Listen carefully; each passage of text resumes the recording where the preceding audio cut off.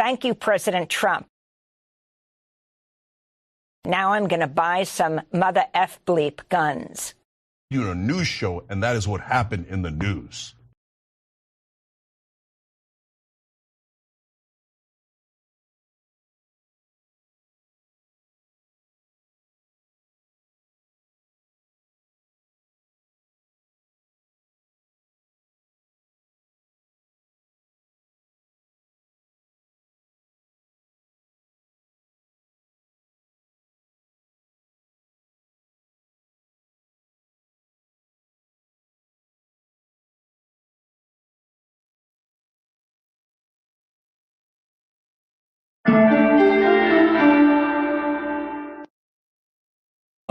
N-word.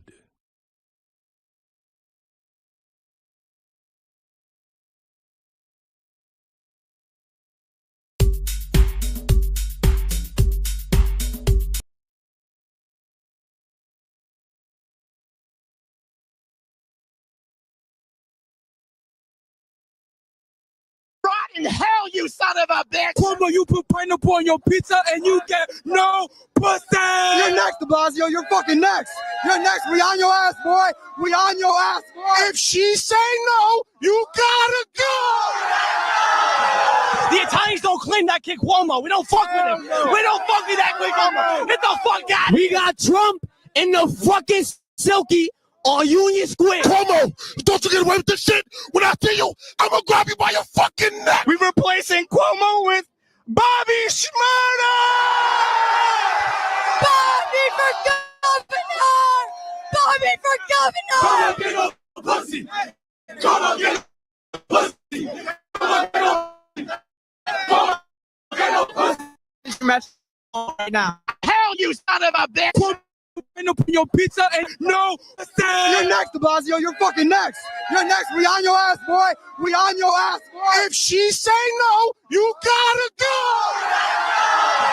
The Italians don't claim that kid Cuomo. We don't fuck with him. We don't fuck with that kid Cuomo. Get the fuck out of here. We got Trump in the fucking silky on Union Square. Cuomo, don't you get away with this shit? When I see you, I'm gonna grab you by your fucking neck. We're replacing Cuomo with Bobby Shmurda.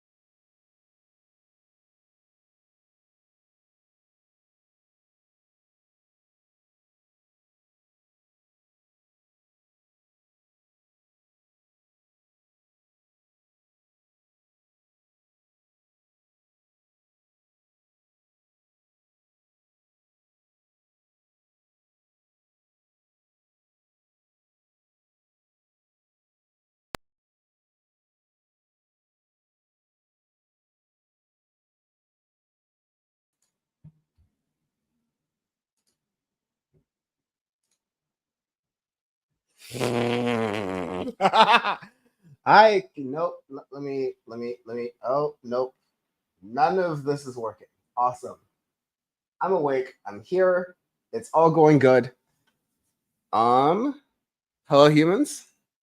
I appear to be live. It looks like I'm live. It appears to be your power report for this. Shut up, phone. It appears to be your power report for this 26th of June, 2025. I'm Dan from the internet. I am awake. I am here. I definitely did not almost sleep through the show. I am joined by my co-hosts, Kristina and Bam, who will be on the stage like that. Bam is there. Kristina is there. Hello. I can tell because I have a contingency screen over here, and that shit is working. Hello, humans. How are y'all doing? Doing good. Okay. Good as we can be doing. I'm going to continue. Uh-oh. But either Bam, pop off. What are you going to say? No, I was going to say, is that me or you? I didn't know. That might be him. That's Okay. Dan, definitely. No, it's definitely me. I'm still getting my stuff set up. How do I sound? Is that okay? Oh, good. Yeah. Okay, good. I'm hopefully less echoey than I've been the past couple of days. Yes, this is your power report. Oh my gosh. I missed it by that much. I was 10 minutes away from sleeping for the whole thing. I did not do that. I am here. I am awake. I have a show. That's why we have alarms. I'm low-key setting alarms. Y'all must have that down south, but up here we don't. I mean me. I don't do alarms. But yes, glad to be here. Glad to be here on this power report for this Thursday. This is a unique Thursday. This is, it is a Thursday of many in this Trump administration, but it is also a Thursday where we are definitely experiencing the Trump administration and the best and the worst of what the next 4 years have to offer. I am, as I have been reporting from New York, from an undisclosed location. How are y'all doing? Okay, it's wild out here, but we'll talk about it, I guess. Just trying to get rent paid. That's the whole thing with me right now. Focus. Bills. But other than that, all the politicking, I'm like, it's a mixed bag right now, especially this week, considering, we have good news and then there's bad news. And then we have meh news and then it gets worse news. And it's just, ugh. Yeah. I feel that. I am, like I said, setting things up. I did play that. Actually, I played that too much. Of the cold open. I'm on 2 computers right now because I don't trust either one of my laptops to be able to properly load everything. But we're out here. We're doing it. Anyways, welcome to the stream, everyone. We have a lot to go through over the next 3 hours that I will be totally awake for. And bam, I love this because again, I'm now more in Kristina's corner in the sense that I'm starting the show at 9 p.m. The show is going to end at midnight. God willing. We'll see how I'm doing it. Kristina doesn't sleep. No. What's sleep? I Literally sleep doesn't. when I'm dead. Literally doesn't. Well, Beatrice keeps me awake. You've been streaming in the middle of the night, right? Like a lot. Yeah, overnight streams and stuff like that. And then, work's been like a lot of customers have moved or retired, and so they don't need us. So it's like I sleep during the day to try to get some stuff done. Overnight streams, I gotta check that out. Sounds fun. Yeah, we celebrated Michael Jackson last night. We watched one of his concerts because we honored the anniversary of his death. So that was a lot of fun. I missed that. Damn. Yeah, we watched this Bucharest concert from the Dangerous tour. And everyone's like, "Wow, look at all this!" I'm like, "Yeah, he wanted to do." I was explaining all the little magic tricks that he did, how he got away with some of the stuff he, like doing the lean, the smooth criminal, disappearing during Thriller, then appearing during Billie Jean, like all the cool stuff. I'm like, man, people don't do this stuff anymore. Concerts used to be fun. Yeah, no. Oh my god. Okay. So I'm also realizing that there are some cold open pieces, like some videos to lead in the show this week that I didn't have ready, of course, because I'm Dan and of course I got it messed up. When are you ever ready though? That's the thing. When I'm well rested. That's the answer. This week, not quite. Mm-hmm. I will just put all my cards on the table. I was at the South Brooklyn celebration for Zohran Mondani's campaign, and they had a rule about not having press there, and so even though I was technically press, I respected that rule and I didn't want to go live and just pop off in that moment. Because even though I have no respect for any regional DSAs, I wanted to respect their rule of not having press there, even though they did not respect the bartenders who were there. Anyways, that's Oh, wow. Report you side. Okay. I'm gonna play the cold opens that we did have. I'm gonna play this is probably the biggest clip of the week, where Donald Trump hit us with he loves to use the N-word, and he just loves to call the N-word as like, a fake slur, as in like, oh, it's nuclear. It's the secret N-word I'm not supposed to say. One weird trick people don't want you to know. And he went through it a little bit right here. We're going to play that, and we will see how that goes here. So let me, oh God. This is how my computer works. Okay. Cool. One sec. Not happy with Israel. When I say, okay, now you have 12 hours, you don't go out in the first hour and just run everything you have on them. So I'm not happy with them. I'm not happy with Iran either. But I'm really unhappy if Israel's going out this morning because of one rocket that didn't land, that was shot, perhaps by mistake, that didn't land. I'm not happy about that. You know what? We basically have two countries that have been fighting so long and so hard that they don't know what the fuck they're doing. Do you understand that? Whose fault is that, Trump? There was one quote where Trump said was like, "Oh my God, Israel's coming harder than anything I've ever seen before." And if I had my desktop computer, I would absolutely have clipped that and made sure we had that to run for the show as a sound clip.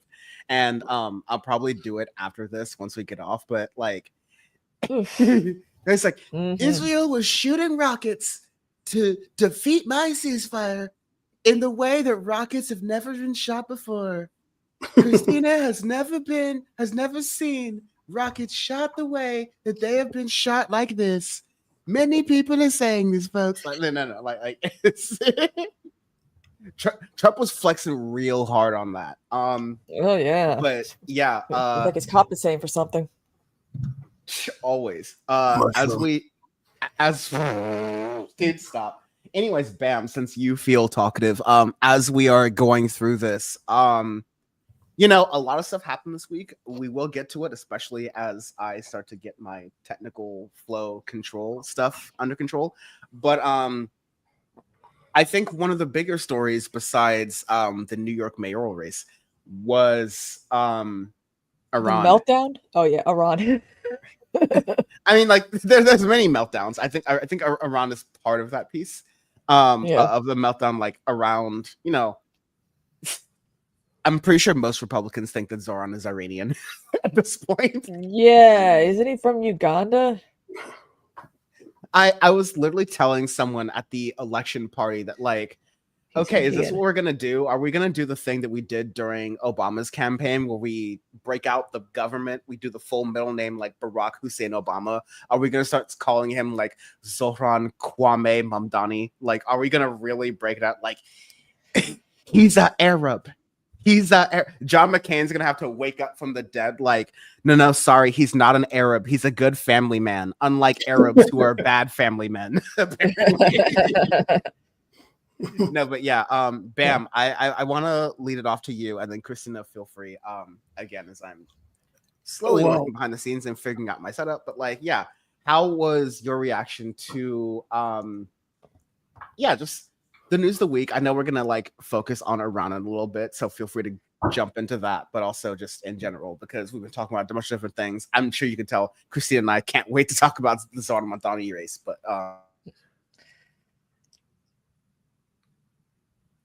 Bam, go ahead. Well, okay. There you go. You froze for a second. Well, the whole Iran thing is it's interesting. I mean, Trump dropping the F-bombs, whatever. He's cursed before, but I do declare it's a big fucking deal. He is upset about his own intelligence which like anybody that knows how these things go, like didn't even need that intelligence to know that Israel and the United States bombing over 12 days was not going to really do much damage to Iran's nuclear program. We saw the satellite images of the trucks leaving Fordo nuclear facility. And it's like, yeah, dude, like you're just gonna bomb some stuff. I think Israel mostly was bombing missile missile sites so Iran couldn't bomb them back.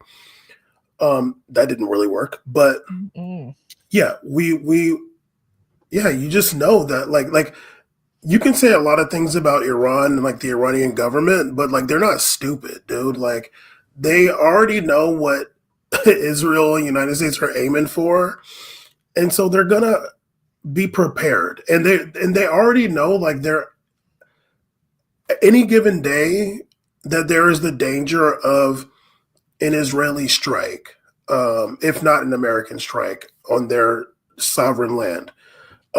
This isn't the first time also that Israel is like, I mean, Israel's never like bombed Iran like this, but like they've killed people in Iran, nuclear scientists. They killed the head of Hamas there, like I think last year.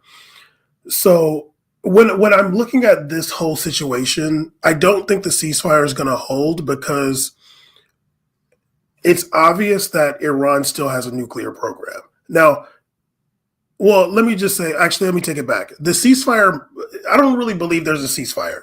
I believe that this was just over because it's over.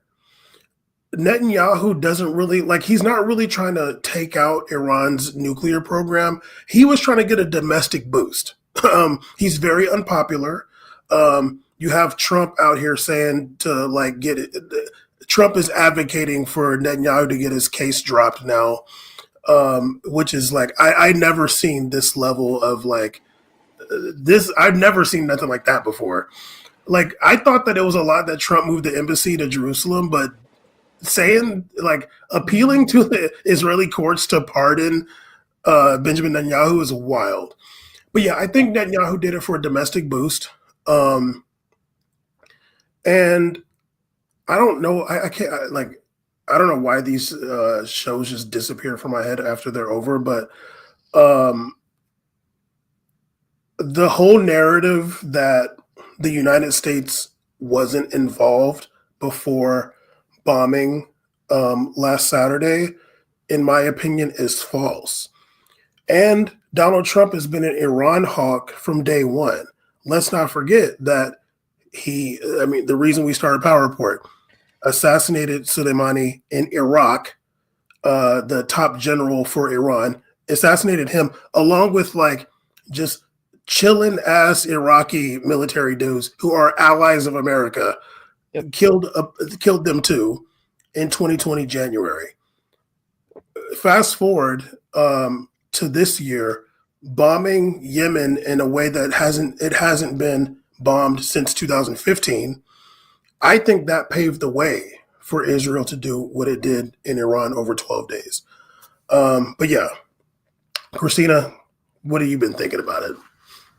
Yeah, this is why I like Jon Stewart when he's on. It's like Netanyahu has been saying for God knows how many years, like since the coup of like 1951 or 54 or whatever, like the Middle East is never going to have peace because the United States government in general. So it's like, they're like, oh, they're building a nuclear weapon. We got to watch out. We got to watch out. We got to watch out. And I'm like, y'all been beating this drum for decades. You know who has nukes? United States.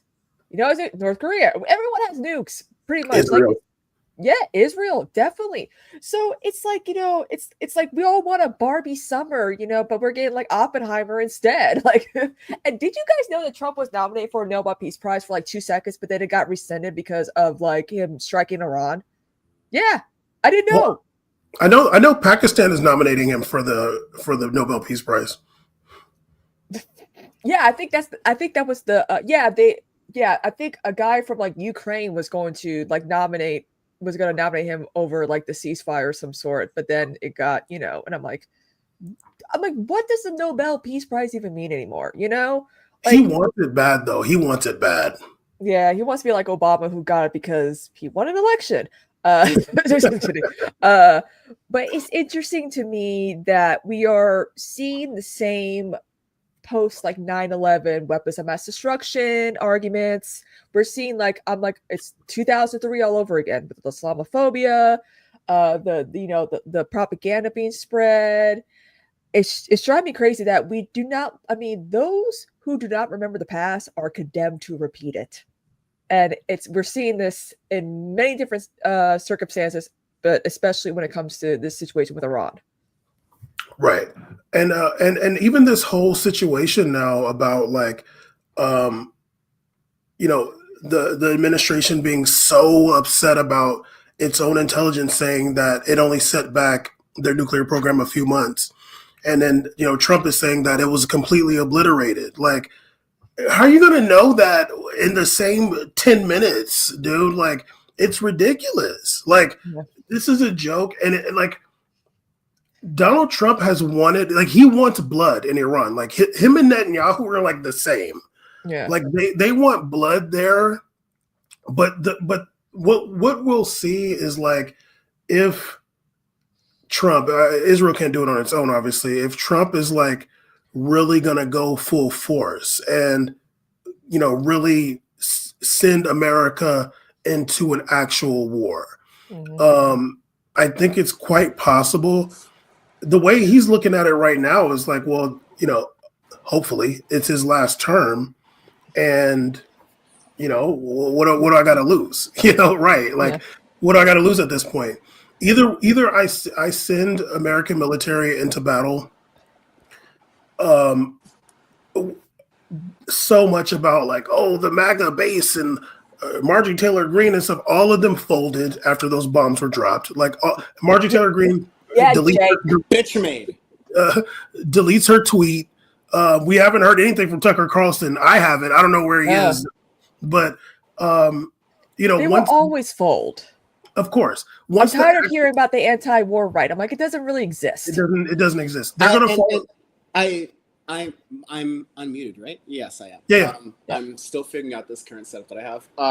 Bam, thank Christ. I do the show with you. Not that I would have gotten this wrong. Of course I wouldn't have gotten this wrong or anything. But just I felt like when I was talking with you on the show last week was really the only time I was actually hearing from anyone else in my real life that right-wingers were not going to jump upon this thing oh, this is the moment where finally the people we've been fighting for literally our entire careers in politics show principles. No, man, and I regret really fast, Kristina, finish after the sentence, but I regret the naivety of people in this space, and y'all know who I'm talking about because I've made videos about them, but I regret the naivety of people in this space who believe that this is the moment where you will actually see any sort of fragmenting, any sort of change within this movement. Because of course not. No, to borrow a phrase, of course! No! You're not going to see that bend in this moment because of the people we're dealing with. Yeah, and it's they're like, well, if Candace Owens agrees with me, that's fine. I'm like, yeah, but what are the intentions though? Candace Owens' support for Palestine is just rooted in anti-Semitism, pure anti-Semitism. If right wingers are on our side, it's not for the right intentions and reasons. So that's why we care about when these people come to us. Okay, we vet, we're vetting more and more now. Okay, I don't care if someone agrees with me on one or two issues. I'm sorry, they're ill intentions. Okay, I can't trust these people. Yeah, that came to be the whole thing. Is okay, how much are you willing to agree with the kind of person who wants to walk into? And I'm sorry to be crass about this if I am, when I am, but how much are you willing to agree with the kind of person who is willing to walk into the middle school bathroom to make sure that none of the middle schoolers are none of the middle schoolers playing softball that day are trans. Yeah. Like, I hate to even, like, I'm not joking, actually. We had this story just like maybe 1 or 2 months ago where there was a cisgender lesbian woman who walked in the bathroom or maybe accompanied to the bathroom their cisgender, cousin, whatever. And they were beat up by a bunch of men because those men were like, oh, you're in the wrong bathroom. Oh, we're protecting women. You're protecting men. Meanwhile, they're beating up a woman during this entire thing. So, like, I'm going to hold it for when it makes the most sense to unleash the point. But the point is so strong this week that reasoning with transphobes, reasoning with racists, reasoning with people who, I mean, let's fucking look at Charlie Kirk's, let's look at Cenk Uyghur's beer friend, Charlie Kirk, this week, talking about Zohran Mandani, saying like, New York is under Sharia law now because yeah. Oh my God. Jewish folks are like, I'm hiding in my bunker. I'm like, what is wrong with you people? Like, and this is something I argued. I think it was the other night that if any, they're two Semitic, religions, Islam and Judaism. If anyone understands what it's like to be, just constantly attacked, murdered, bigoted, harassment, is those two religions. And in my opinion, they should be looking to one another when both of Islamophobia and anti-Semitism is on the rise. That's the time for them to unite. But unfortunately, people are like, no, we're under attack. We're going to be Islamophobic. And I'm just like, can we please not do this post 9/11 stuff? Like, can we please not do this, guys? Like, it's insane seeing the right wingers cope. And Bam, I know you've probably seen quite a few of them, but is it insane how they're freaking out about like, oh my God, we're gonna have another 9/11? I'm like, you do not know how 9/11 happened, clearly. Oh, what were you gonna say, Dan, about the Sharia law? Did Charlie Kirk actually said that? I'm not exactly sure if Charlie Kirk said it. Quite a few people have said that. A lot of right-wingers have said that New York is under Sharia law.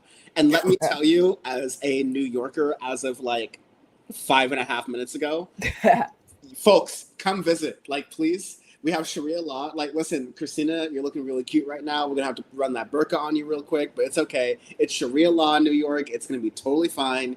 We're going to build that 9/11 mosque. Listen, we're going to build the grounds. We are building the ground zero mosque, y'all. We're running that shit. Halal plates are not $10, not $8, but like $3, right? Like, we are halal plates, $3. Fried pork, cooked bacon, that's $17 here in New York now. Everything is totally changed now that Zohran Mandani is the presumptive nominee, not an elected official, nominee for the mayoral race in New York. Everything I want to say is like ending up to be like a Los Angeles or a California thing. I am stopping myself right now. But yeah, like Bam, especially because you're the most awake out of all of us at this point. Really? Okay. You know what's funny too, and I know I want Bam's opinion on this, but you know how so many people are like, oh, look at how like the Middle East, treats women and blah blah blah blah, and I'm like, look how we treat women here. Look how Dan treats women. I know, exactly. I see it in the comments all the time. Now I'll say this. Those people probably haven't been there, but look, man, it's rough for women out there. I'm going to keep it real. I'm sorry. Huh? In Bushwick? In Greenpoint? It's pretty rough, man. They're saying that as like look at like these same people, like the whole like Christian fascist movement is like envious of the Taliban. Like they want to have a society like that. They want to have like women enslaved and just like you better not like they want to have their women enslaved and still have like underground strip clubs basically. Like so I don't really take them serious when they talk about the plight of women in anywhere because they don't actually care. The reality is women are the most oppressed demographic in the world ever. So they could care less though. These are the same people that are like you can't if the fetus is dead inside you, you can't take it out. Like that's these people. Yeah, We literally just had that in America recently. Right. Like Georgia, yeah. Yeah. That was crazy. A lot of women are like, well, I would do it. I'm like, you would be dead and decaying. Your baby won't make it. And also, too, there's a debate about whether removing an ectopic pregnancy is an abortion. I'm like, yes, it is. If you're terminating a pregnancy, it is still an abortion. Woman from Florida, you hypocrite. I mean, look, I seen the rally where the woman is on the stage talking about I hate to even repeat it. How her father raped her and had her baby? Yes, she's having her R-word baby. This is the result. I'm like, you don't call your baby this? What the like her like she's like airing out her son's business over here that this is her dad's baby. Like you can't tell you me ain't seeing that in the Middle East. I'll tell you that. Like, you ain't seeing that. Now they're gonna be like, you can't go on TV with no shit like that. Yeah. Even while watching that, I was like, wait, what? I'm like, why are you airing your son's business out like this? Like, yeah, and also your dad son committed out of a major crime. You're admitting your dad's crime, so I just imagine Bam watching Iranian TV, seeing that woman who's broadcasting while the station is getting bombed by Israel, going, "Hey yo, why is she on past 7 p.m.?" The thing is though, I'll say this because I feel like we're going to transition. But I'm slandering you, Bam. Like for the record, like let's just be clear, I do not hold that opinion. That is no, I know, you're joking. Ha ha ha ha ha. Yes. But about Iran, like, you know, I think that like there was a big movement in 2022, the Women Life Freedom movement, and it was like a grassroots movement that the people in Iran, like they were protesting and a lot of them suffered and people were put in prison and executed and beaten on the streets and stuff like that. Like they fought against their government's laws because they were like, this is bullshit after that woman got killed by the quote unquote religious police. Now, when you see videos in Iran, like you can't even tell, like you're like, I seen videos in Iran. I was like, is that New York? Like the women got like blue hair and like piercings and stuff. And like, there ain't no hijab in sight. I'm like, okay, like something and I'm sure it's not like that in like every neighborhood in Tehran, like whatever, but there was like a grassroots movement that had some success. And I think the way that Iran is talked about, like we don't have a perfect democracy here in America either. Like we got the biggest idiot ever as a president. The Iran system is not like a perfect democracy, but they do have a semblance of democracy. They vote for their president. There is the Ayatollah, but we got the Supreme Court. You know, we didn't vote for them. That's a bar.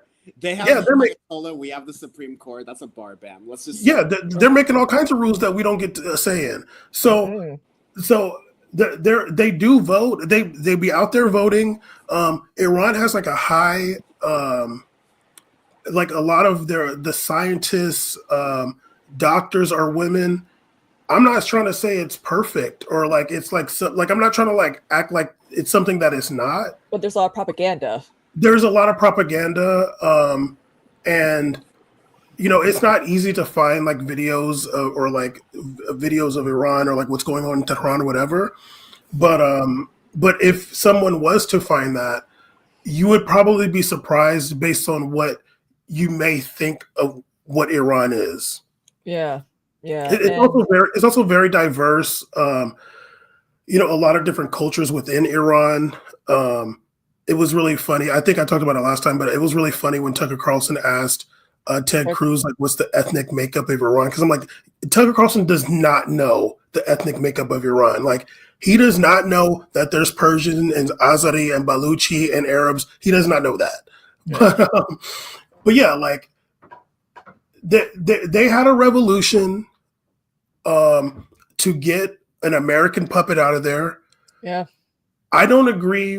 I'm not a religious person. I don't agree with like a religious law or whatever. Or like the result of that rebellion, Whatever happened. Like that's and you can't pretend like nobody likes the government there. Like there's people that's like just like here. Somebody might think like, how the hell is there anybody in America that supports Donald Trump? Homie, half the voting population supports him. So in Iran, it's probably similar. Like there are a lot of people that still support the government. It's the Middle East. There's a lot of people that are religious. And the only reason I'm not jumping on you, right, Bam, is because you said the magic words "voting population." Right. Because, again, like let's be clear. Like and also let me put all my cards on the table. I don't know shit about the Iranian voting populace, but at least when we're talking about America, in a weird way, like I'm especially as a semi-British person, like I'm not the one to defend America in any context, but I'm like, hey, yo, America did not vote for Donald Trump. Let's stand 10 toes down on that, all right? Republicans voted for Donald Trump. Fewer Democrats voted than Republicans did. And a lot of people, I'm not sure plurality is the right word, but like a substantial chunk of people that probably would have made the difference in the election did not vote. Precisely. They sat out because they're like... And that's who we should be reaching out to, not right-wingers. But Charlie Kirk he likes beer. Yeah. Charlie Kirk's cover your drink, ladies. Charlie Kirk is a double drop West Coast IPA man. Like, you gotta. If I were to find him on a college campus, I would debate him like, you are a grown ass man. I'm 2 days older than you, literally, and you look like shit. But second of all, why don't you debate, actual adults your own age and not college kids who don't know a whole lot yet? Yeah, that no one does that to him, and I'm like, is that like the one thing off limits? Like that college debate stuff was real cute, like literally 10 years ago when Kristina and I were also in college, and Bam was looking for college. No, okay. Who told you? Well, no. But like Charlie, like let me be clear. Charlie Kirk was a little bit old for college when Kristina and I were in college.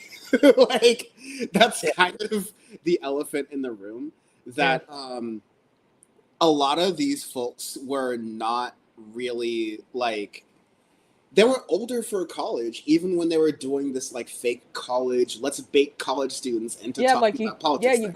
I mean, didn't Charlie Kirk even drop out of college? Like, he didn't even, like... A lot of I'm pretty sure he did. College. Yeah, I'm pretty sure he didn't go. And like, he runs that as like a sign of pride. And listen, like going to college, if you went to college and you're proud of that, cool. If you didn't go to college and you did something else with your life, cool. Like except for Charlie Kirk, what you're doing with your life is pretty useless. If you go to college and your your college experience, like Charlie Kirk's, is you are getting paid by billionaires, millionaires, and or billionaires to run a fake sort of like, scam, convincing other people that going to college is a scam and what you should really do is watch Prager University. It's literally burned into my like soul that PragerU video that I shot. That's like, PragerU is not, the original title for it was Prager University is not a real university. And I just like screamed like that Trump throughout University. like I screamed that throughout the entire video. Like I literally remember looking towards the camera that I'm looking at right now saying, PragerU is not a real school. Like it's worth admitting, because the right wing has developed a whole apparatus to say, hey, don't trust quote unquote their institutions of power, trust our institutions of power. And by that we mean go to our fake universities, get our fake credentials, go through our propaganda. Again, I'm now doing flashbacks to that video, but like there's a guy who was like, why we should love fossil fuels. And I'm like, okay, that's your science professor. Like, but in any normal situation, that is not a science professor, because that is not how science works. That is not how science is represented. PragerU is not a real school. Yeah. And it's funny too, because I mean, we have like the private Christian schools, like a lot of them in my town. And you know, I'm looking at like the stuff that they're learning. Like they're learning about like the Bible and Jesus and like the facts about like how dinosaurs walked with Jesus. And I'm like, oh my God. I'm like, when they get into college, all that, like, you know, because we don't really have private Christian colleges in town. It's just like USC Aiken and then Aiken Tech. But like once they go to like those real like type of universities, they're gonna be so fucked, because it's like if they major in something like scientific, they're not gonna know anything, nothing, and they're gonna be so lost and alone. Like, I mean, I feel bad. Like there's a pre-COVID and a post-COVID generation split, obviously, and it's clear to me that post-COVID kids are kind of screwed because they're using everything with ChatGPT and AI and all that crap. And back in my day, we had to show proof of sources, you know? So it's really sad to, you know, to be like millennials be like, oh my God, the younger generations, you know, are doomed. Like, it's weird that boomers would say that about us, and they still treat us as children when a lot of them are well into their 40s. Yeah, I think that we are in for a shell shock when it comes to education right now. Like, you're seeing viral videos of people with graduation caps on, and they're bragging about the fact that they use ChatGPT to write their dissertation or write their honors thesis or whatever. I'm like, dude, that's not a flex. That's like, I do 100 note cards. It's literally like antimatter for you getting hired. And also, let's be clear. Like, let's level with the audience. It is hard to get a job right now if you're entry level and just coming out of college. I mean, it's hard to get a job right now for a lot of folks in a lot of different situations. But generally, we're like, the lie, especially, I think it's starting to end now, because like even the adults can't lie about the situation we're in now. But like, the lie that definitely Bam, Kristina, and I's generations have been sold was that you go to college, you get an education, and you don't have to be poor. And that's just not fucking true. That, like, arguably was never fucking true. And there's going to be a lot of people who are, like, experiencing that. And it's an opportunity for the left wing to, like, get to a bunch of people and say, like, hey, what you're experiencing is not... Like, I forget the book because I don't have my collection of books over to the corner. This is my cousin's collection of books, which is hopefully off screen because I don't want to dox her. But like, you know, what books? What books? Dan doesn't read. But like the like it's not. This is a great opportunity to express to people that it's not you, it's capitalism. That it's not even necessarily AI. It's not even necessarily Jerome Powell and all of those situations. It's the fact that capitalism brings us to this natural conclusion of a state to where fewer people need to be hired for jobs. Simultaneously, capitalism brings us to a state to where we don't want social safety nets for people because we believe those are handouts. We believe those are just like things we're giving out for free to people.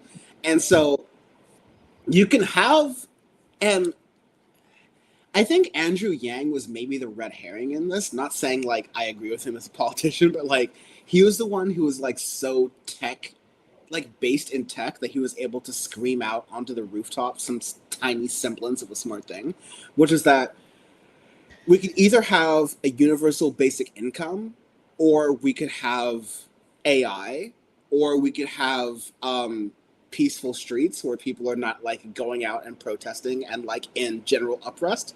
You can pick two of those things. You can't have all three. Like, if you go to this like maximalist, like AI is replacing all the jobs, then you're going to have to give the people who used to have those jobs either something to do or resources to do things. Otherwise, you're going to end up in chaos. And I think that kind of chaos is the sort of thing that like the Republican Party benefits from right now. And they're probably like slowly moving their political strategy to be like, we represent the people who have been disenfranchised from the job market, who have been disenfranchised from the voting, pool. And we did that disenfranchising, Black Dynamite. Like, that's our fault. But we are still going to, represent that public. But to the extent that we're representing them, we're going to represent, like, their misguided anger. Like, hey, don't you hate how you don't have a job? It's definitely not our fault. Blame the Jews. Blame the blacks. Blame the women. Blame the gays. Blame like that is going to be the Republican strategy, I think, going forward if we don't see any sort of like big shift in the electorate outside of the Republican base, because we're heading towards that time, unfortunately. Well, I just want to say too, like like exactly what you're saying. Like if AI or whatever just replaces all the jobs and people don't have, like you said, they're gonna have to give them something to do. And I feel like there is, like especially from the right, it's like give them a war to fight. And I think that's exactly what happened in Russia, or what's been happening in Russia. Like there's no like ideas by Putin and his cronies to like do anything meaningful for the population. So it's like, well, let's fight a war, and send them all to the meat grinder. You're losing all these people, and at this point they're not trying to really recruit from the big cities, but it's like, the people don't have anything to do. There's no work. There's no meaningful work. They're unhappy. So just give them a war to fight. And I hope that doesn't become the case here, but I do remember in the 2003 Iraq War, the word draft was floated around. It was floated around. Obviously, it didn't happen, but you could imagine if. It's hard for me to see it because I do feel like the age of invasions is coming to an end, and it's hard for me to imagine any invasion, like a ground invasion of Iran, just because it's so big, and it just has a lot of natural barriers. But if something like that was to happen, Trump is like the person to have a draft, because for whatever reason, people Dodger. right, although he's a Dodger,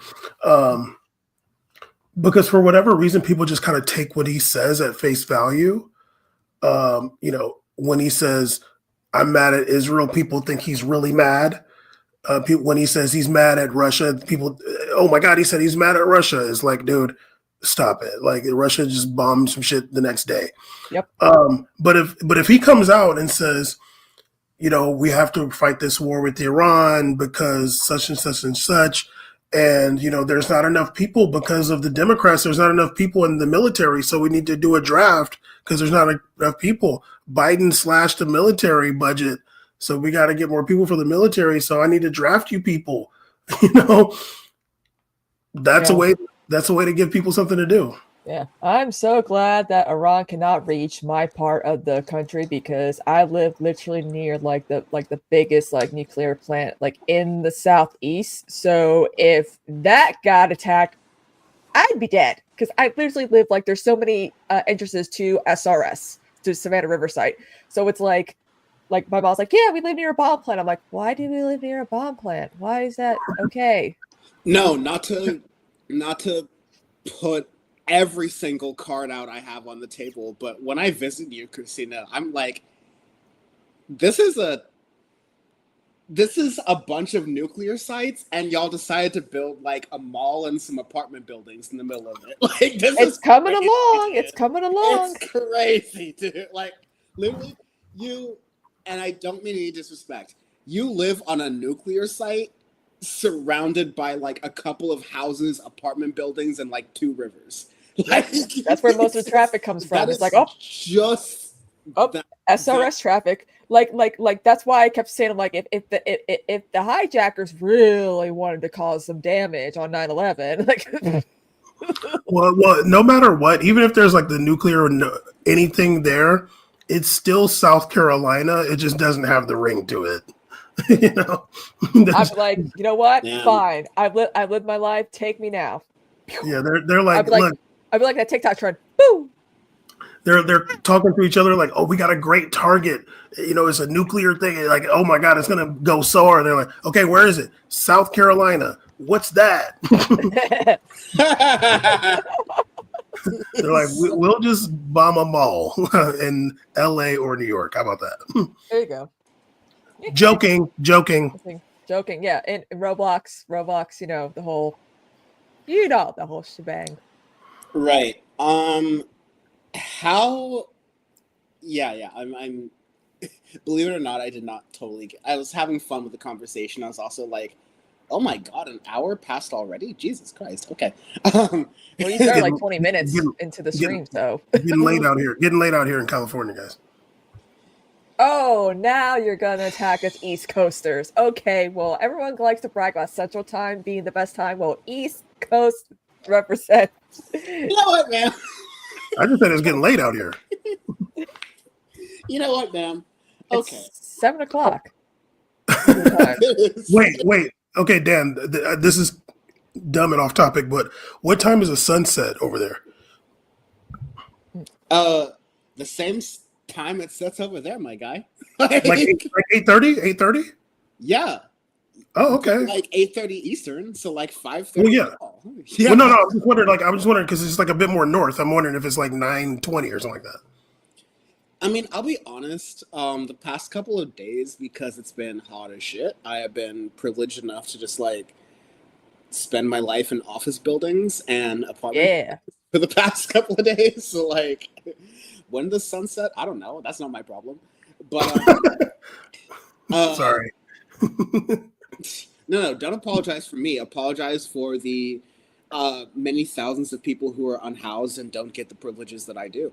But yeah, the sunset is about the same time, like, you know, like 7:30, 8:30, like, you know, it's lay down somewhere in the city, like, you know, like it's that time of that. Pretty, yeah. Love a spoonful. Let's go. Yeah, no, I was about to get into that, but no, like I think I've alluded to this a little bit on Power Report. I think most of the Power Report audience knows, but yeah, I am moving, have moved, am in the process of moving to New York City. I am. That never sleeps.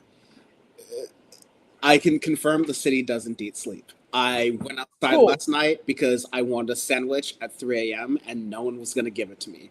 Everyone just said, fuck you. And they started playing Ski by Young Thug and Gunna. So, you know, that's what the streets out here be feeling, man. Ski by Young Thug and Gunna. Yeah. So, no, yeah, but I say all that to say, being in New York everyone, I traveled across, I will do a separate video about this, but I traveled across the country in the early part of this month, June 2025. And you didn't come to see me? I went on the I-80 route, so I went the north route, not the south route, because, you know, I already visited Kristina once, and you're not going to catch me in a sundown town. We heard. You're not going to catch me in a sundown town.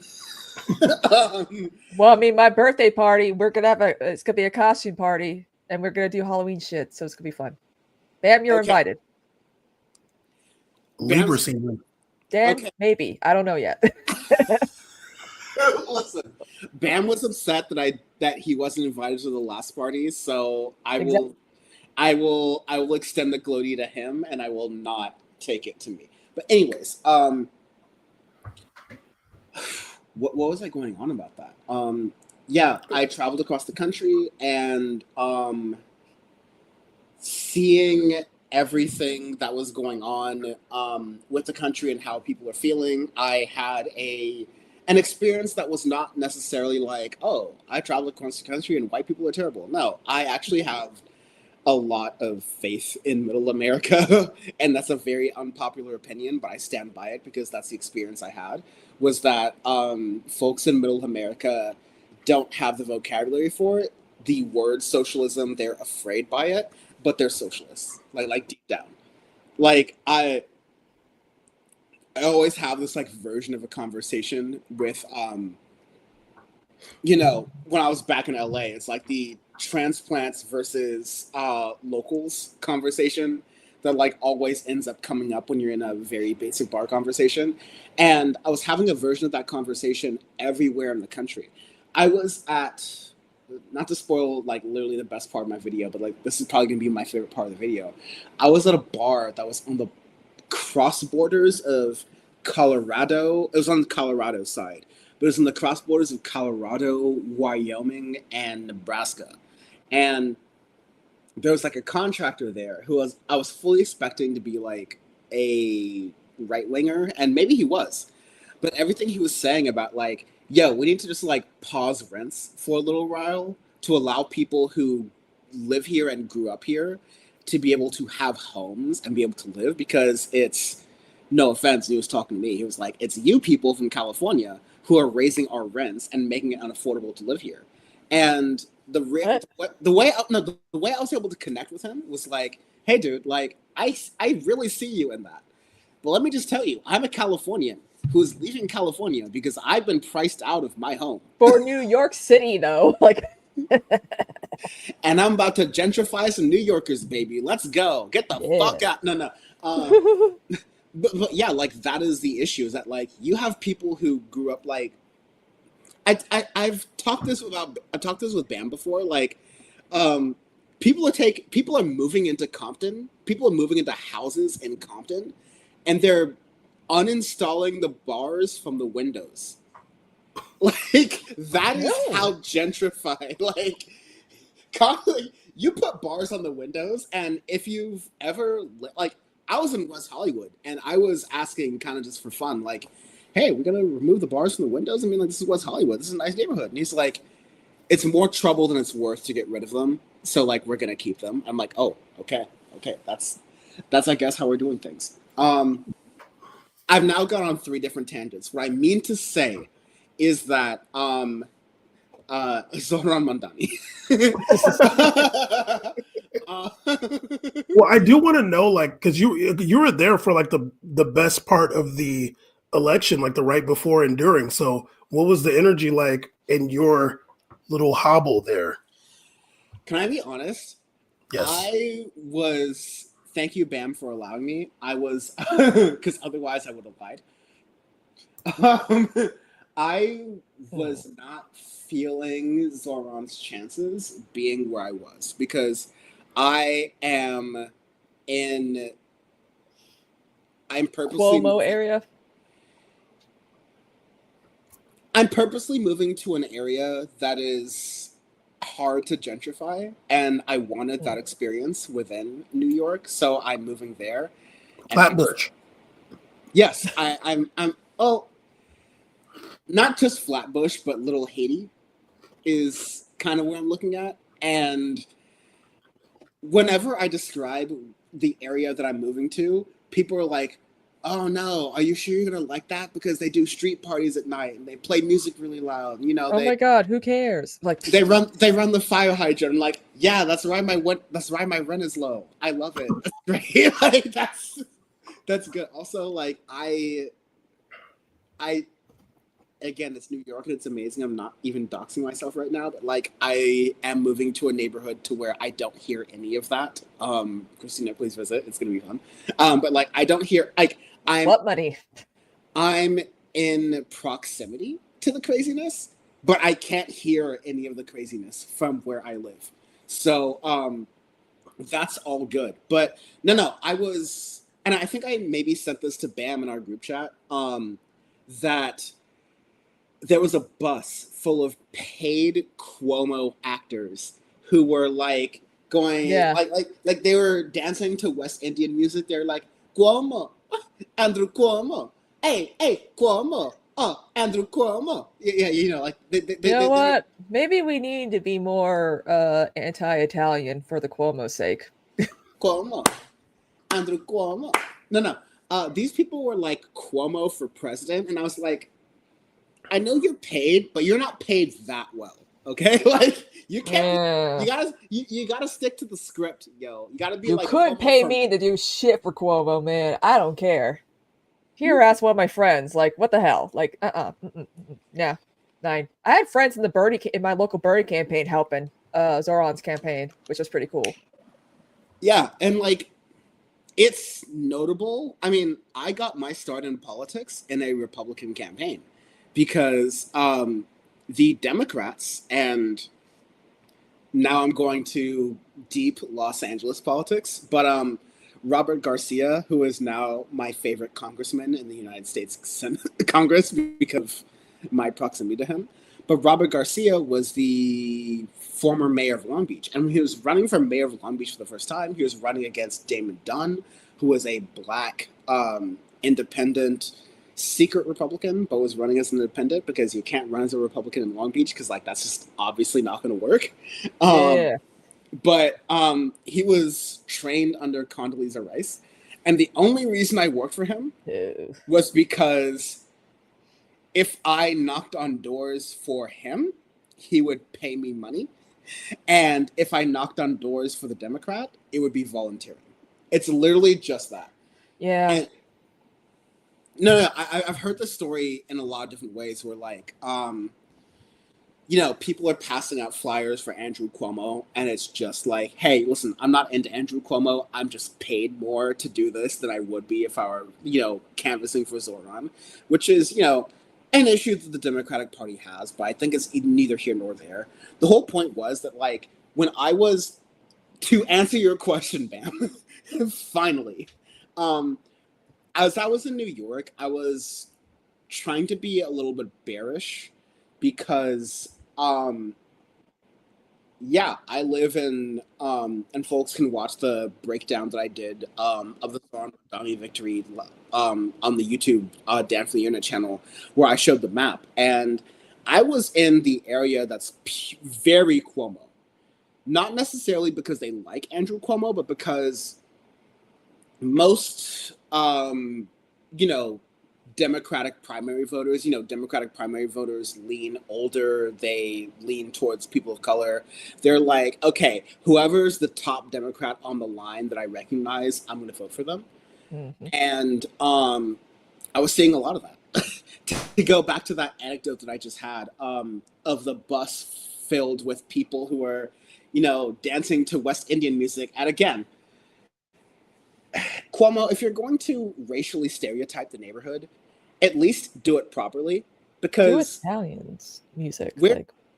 I mean, like, yeah, we're gonna be blasting, you know, like Afro beats, but we're not gonna be blasting Afro beats at like 2 p.m., which is when I saw this bus. We're gonna be blasting Afro beats at like 12 p.m., 12 a.m. rather, or like 1 a.m. rather. Like, come at night and start doing that, and then you're gonna get people's attention, honestly, because that's the neighborhood. But no, I was like, I saw the Democratic machine running. Like, I saw that money. I saw the people who are paid to be on that bus to represent Andrew Cuomo, and I was like, oh no, the Democratic machine is definitely running out here. They're definitely going to run up the votes of the elders, the unks, you know, folks of that nature.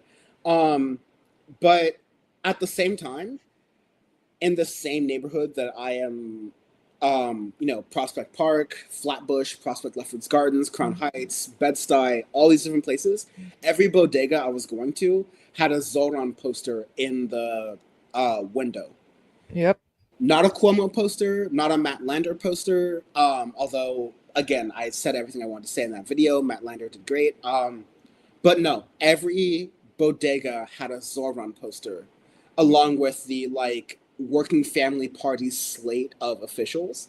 And so, yeah, I was at both times long-winded Dan, I'm so sorry.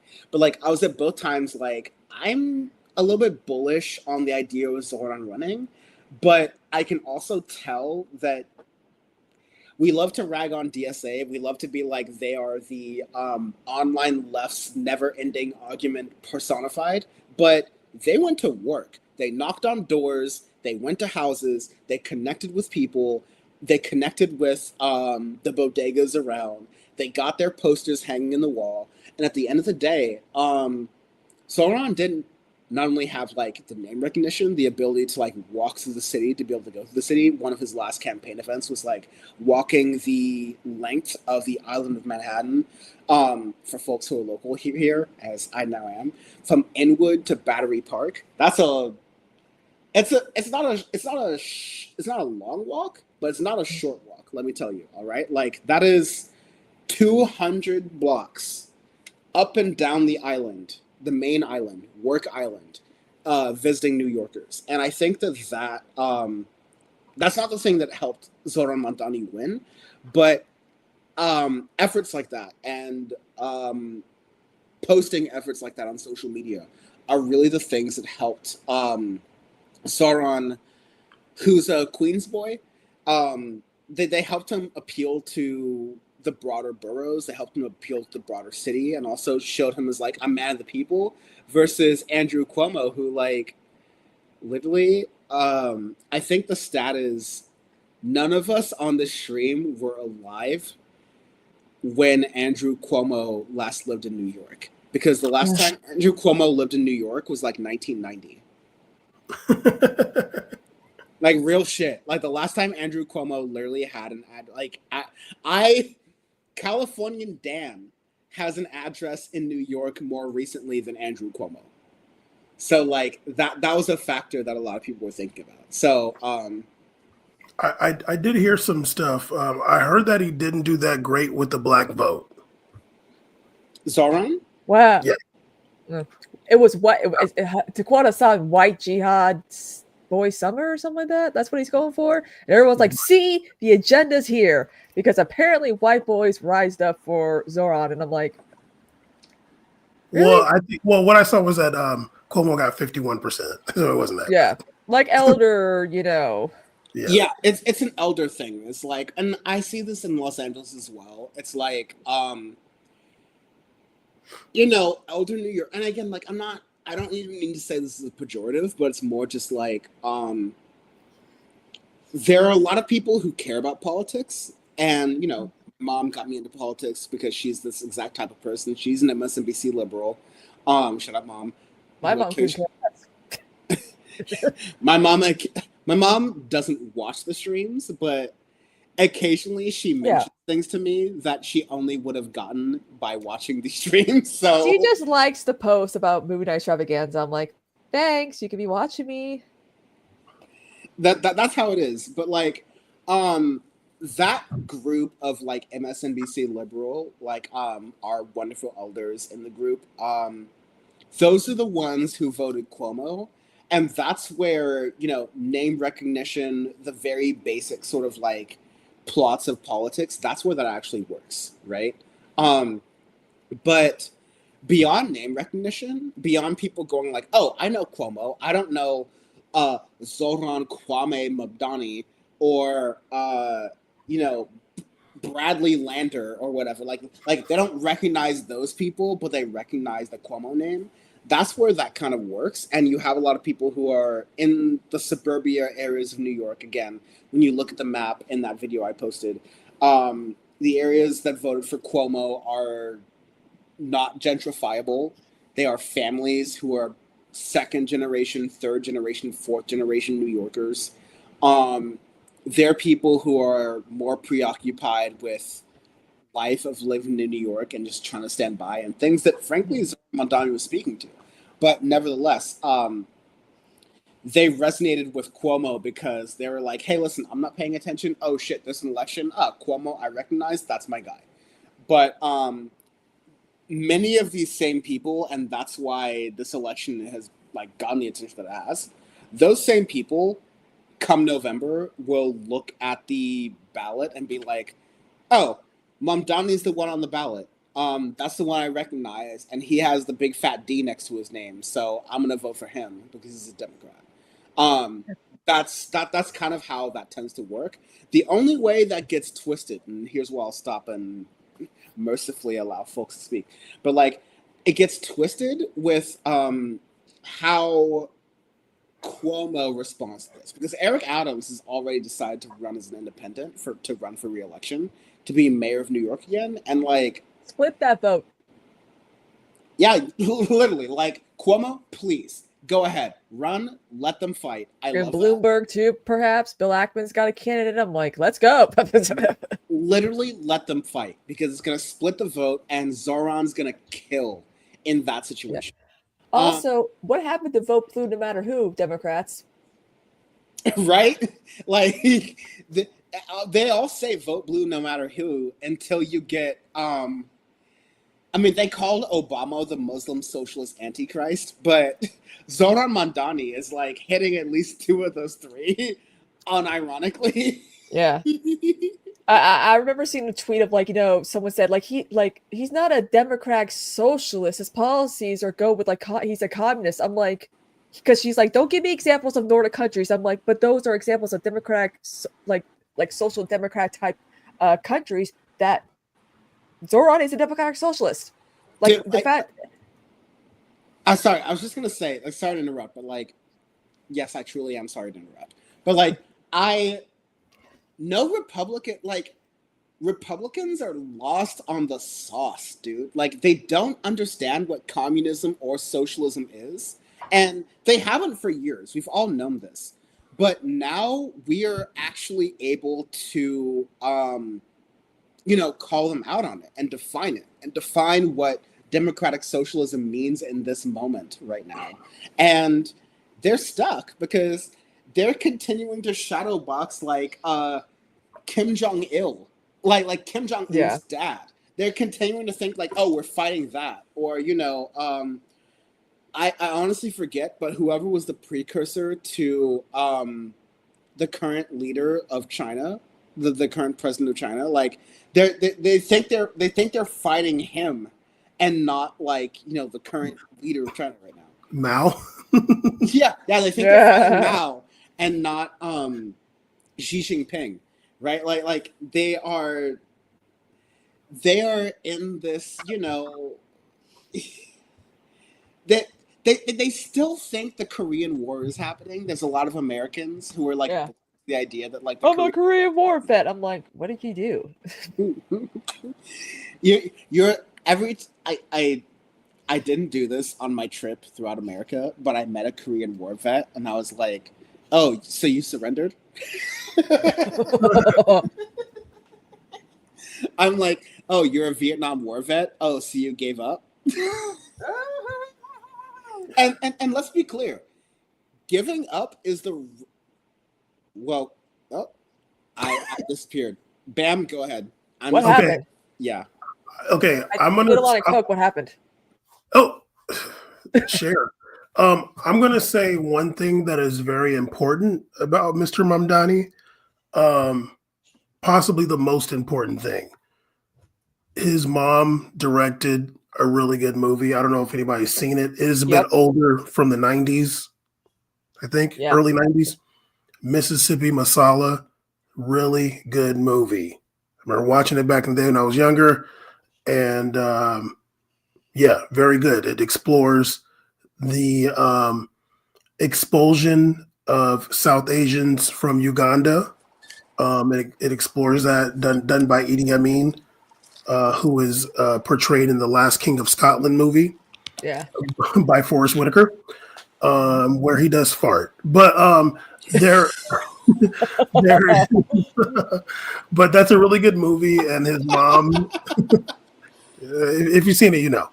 But yeah, his mom. I also think he directed and starred in a rap video about his auntie, who was like a. I think he has a few videos. Yeah. But also, his mom was up to like, they suggested her to direct Harry Potter stuff, and she's and I was like, no, do not do that, please. Yeah, don't do that. No. But yeah, Mississippi, his mom, really good. We can't see what it says. What does that say? Does it say minors? I What? don't want it to be shown on camera. Oh, So we're okay. not. So it does say. Oh, Yeah, it says A minor. yes. Yes. Yeah, yes. Well, what? Sperm donor? I will just say this because I am dancing along the lines that could potentially challenge my job. Shout out Stephen Colbert for not ruining Zoran Mondani's career. Yo, that shit was crazy. Like I was like, oh, no. I was like, you know what? This is gonna backfire on Colbert, and I was right. I'm going to remove myself from the conversation because technically Stephen Colbert is my boss. So, again, I'm just going to fan this What? and do this and, pay no attention to the logo on the screen, off screen right now, and just, we're just going to run with that. So, yeah. Anyways, don't dig into that. We'll talk about that later. But anyways, yeah. In defense of Stephen Colbert, okay? No. There it is. There we go. That's good. That's funny though. Can't wait to tell my mom. Because she's been asking about it. She's like, how's Dan doing? I'm like, I don't know. I think he moved to New York City finally. Yeah. I mean, really, Dan, you're not that far from South Carolina, really. I'm much closer to South Carolina than I was before, so I will say yes. I'm gonna create an Instagram group chat of everyone that I'm inviting for my birthday costume party for the weekend of the 11th. So it's gonna be me and the letter hack are going to be the ugliest people on that party invited. I mean, Forrest and Conan might come. Like Forrest really wants to, come to my birthday party because he couldn't. Conan might be touring, but he's like, "Hey, we gotta go to Atlanta." And I'm like, "Bad things happen in Atlanta." My friend Julia, yeah, Ravana, hopefully. Hell yeah, yeah. I will. Bam. Yes, bam. Mm-hmm. And we're gonna live stream the whole thing like we did the last time, right after October 2nd happened. No, we can't be live streaming because I'm a real turn upper. Hey, nothing wrong with that. I showed Panty on my stream. So, and in other places, but anyway, we'll go on to my camera has just chosen to not put me. It's okay. Nobody wants to see you. That's fine. Yeah, I agree. I don't want to see myself either. Anyways, we are streaming now. What time is it? It is 7th. Y'all. It's 10:30. Y'all 10:30. Yes, 7:30 Pacific, 10:30 Eastern. Y'all tricked me into doing this. Getting late out here. You know what, Bam? Okay. Go to bed, Bam. I mean, if you can handle it, going to bed at 7:33 p.m. Like, come on now. It ain't even dark. Just leave it to Kristina and I. We'll take it from here, honestly. Blurry Dan and Kristina will take it from here. But no. There's been a lot of cope from the Republicans on Zohran. Yeah. Do we want to let's get King Trump's response, shall we? Yeah. Oh, yes. Because I haven't seen that actually. Yeah. You haven't seen it? Okay. No. I want to see it. That rocks on socks. Okay. So let me get this sharing 1 second. So Trump said on Truth Social, blurry down here, and I don't like it, so I'm probably going to take myself off screen here. But Trump said on Truth Social, and let's run it here. It's finally happened. The Democrats have crossed the line. Zohran Mondani is a 100% communist lunatic, has just won the Dem primary, and is on his way to becoming mayor. We've had radical lefties before, but this is getting a little ridiculous. Radical lefties who gave you tax breaks? He looks terrible. His voice is grating. He's not very smart. He's got AOC +3, dummies all backing him. and even our great Palestinian senator, crying Chuck Schumer, is groveling over him. Oh, he's not. Again, I think we wish. Yeah.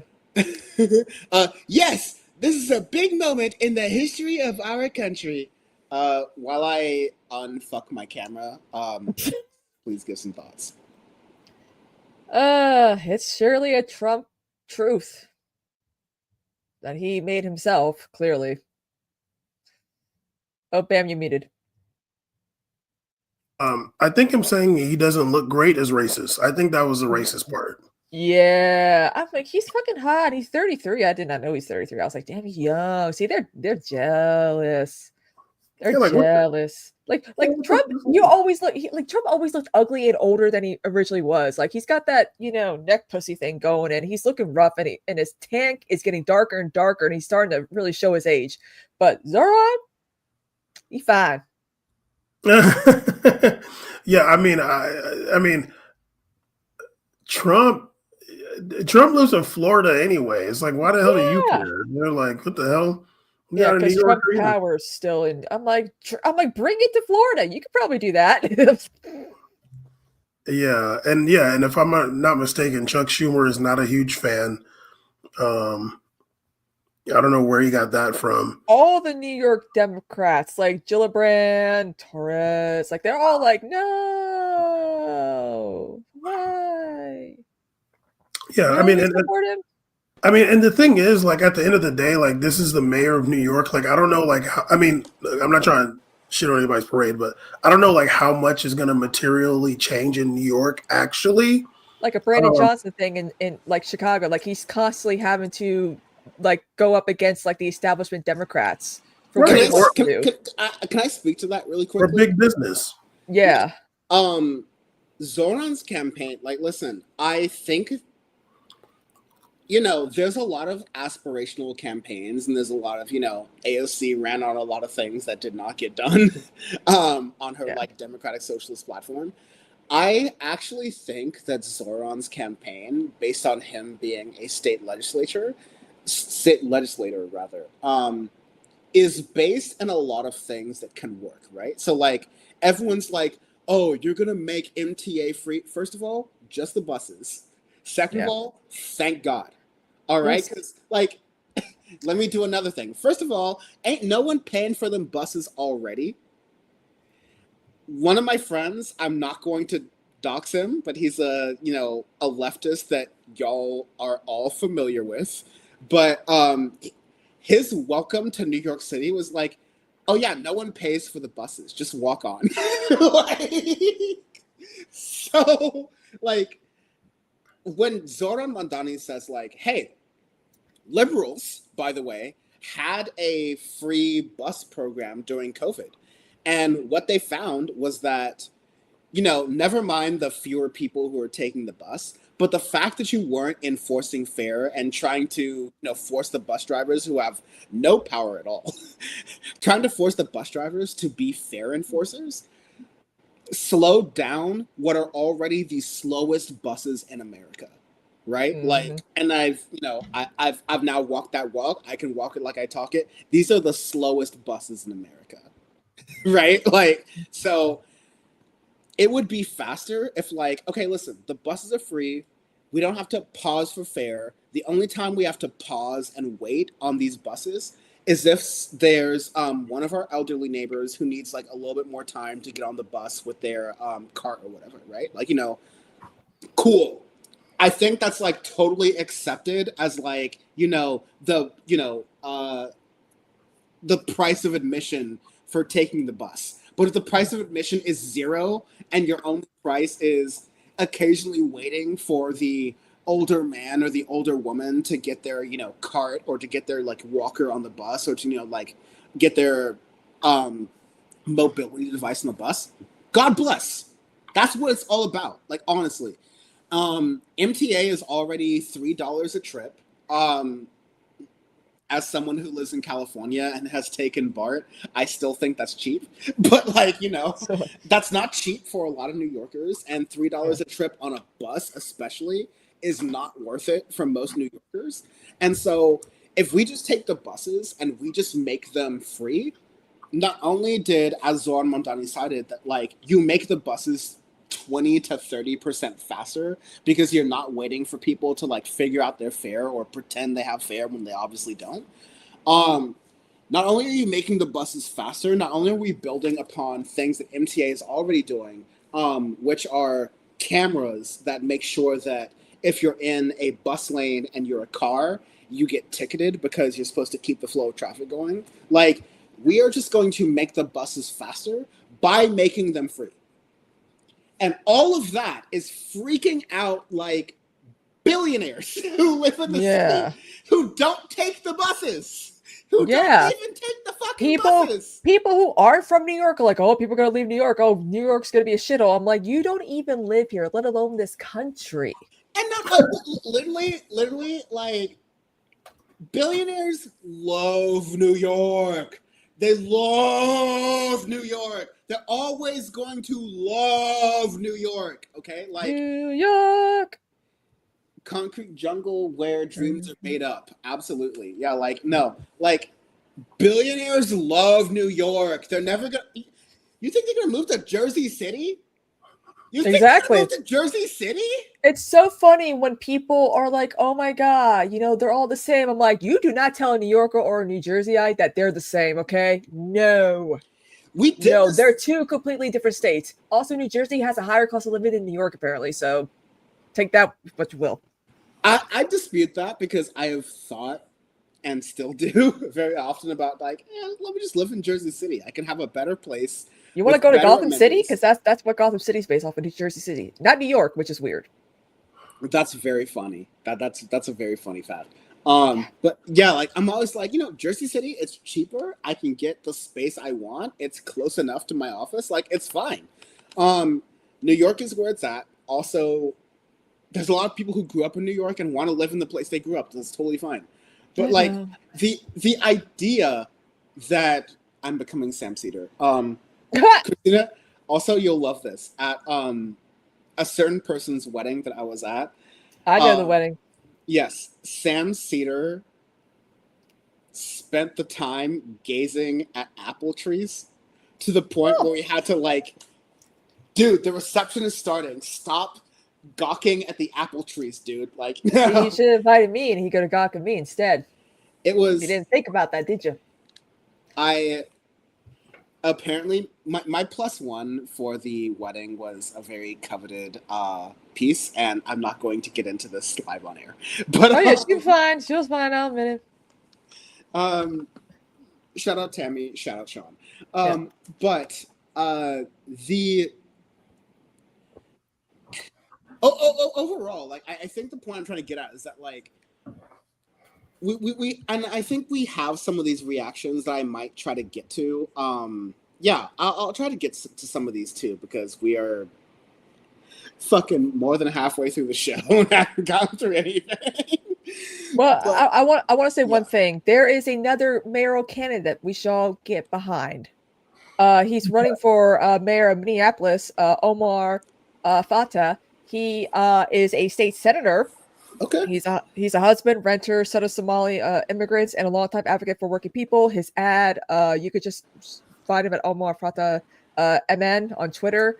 He's running a very Zohran-like campaign. So, you know, I think that blueprint will really be useful. I think we're going to bring back like the local small, like, you know, left-leaning mayors like Bernie Sanders and hopefully Zohran and then, you know, Omar as well, because we got to keep looking at these other small, like mayoral races to see like who's running on a DSA, who's, you know, running on like a democratic socialist platform and, you know, see what resources they need. No, good looking out because, in my like coverage of Zohran Mamdani, I also pointed to out in Los Angeles, Kenneth Mejia, who is the city comptroller. I think that he is like LA's Zohran, and I don't know if he's gonna run for mayor, but he's running like as the city comptroller. He is doing that job in such a way where he is the most competent elected official as appears publicly in Los Angeles by a country mile. Like, it's not even close. Bam, I will not even have this. Like, if you have someone we will have this debate, but like I don't feel like having this argument with you. I think Kenneth Mejia is the smartest elected official for the city of Los Angeles. I know you and I don't live in the city of Los Angeles, so it technically doesn't matter. But in the area, and of course we're affected by the decisions that Los Angeles makes as a city. Kenneth Mejia is also Democratic Socialist endorsed, also is a little bit of a hottie and has a cute little dog. Cute little corgi. I think that is a blueprint in Los Angeles for mayoral elections. So for sure, we'll check on that. And I'm down. I'm down.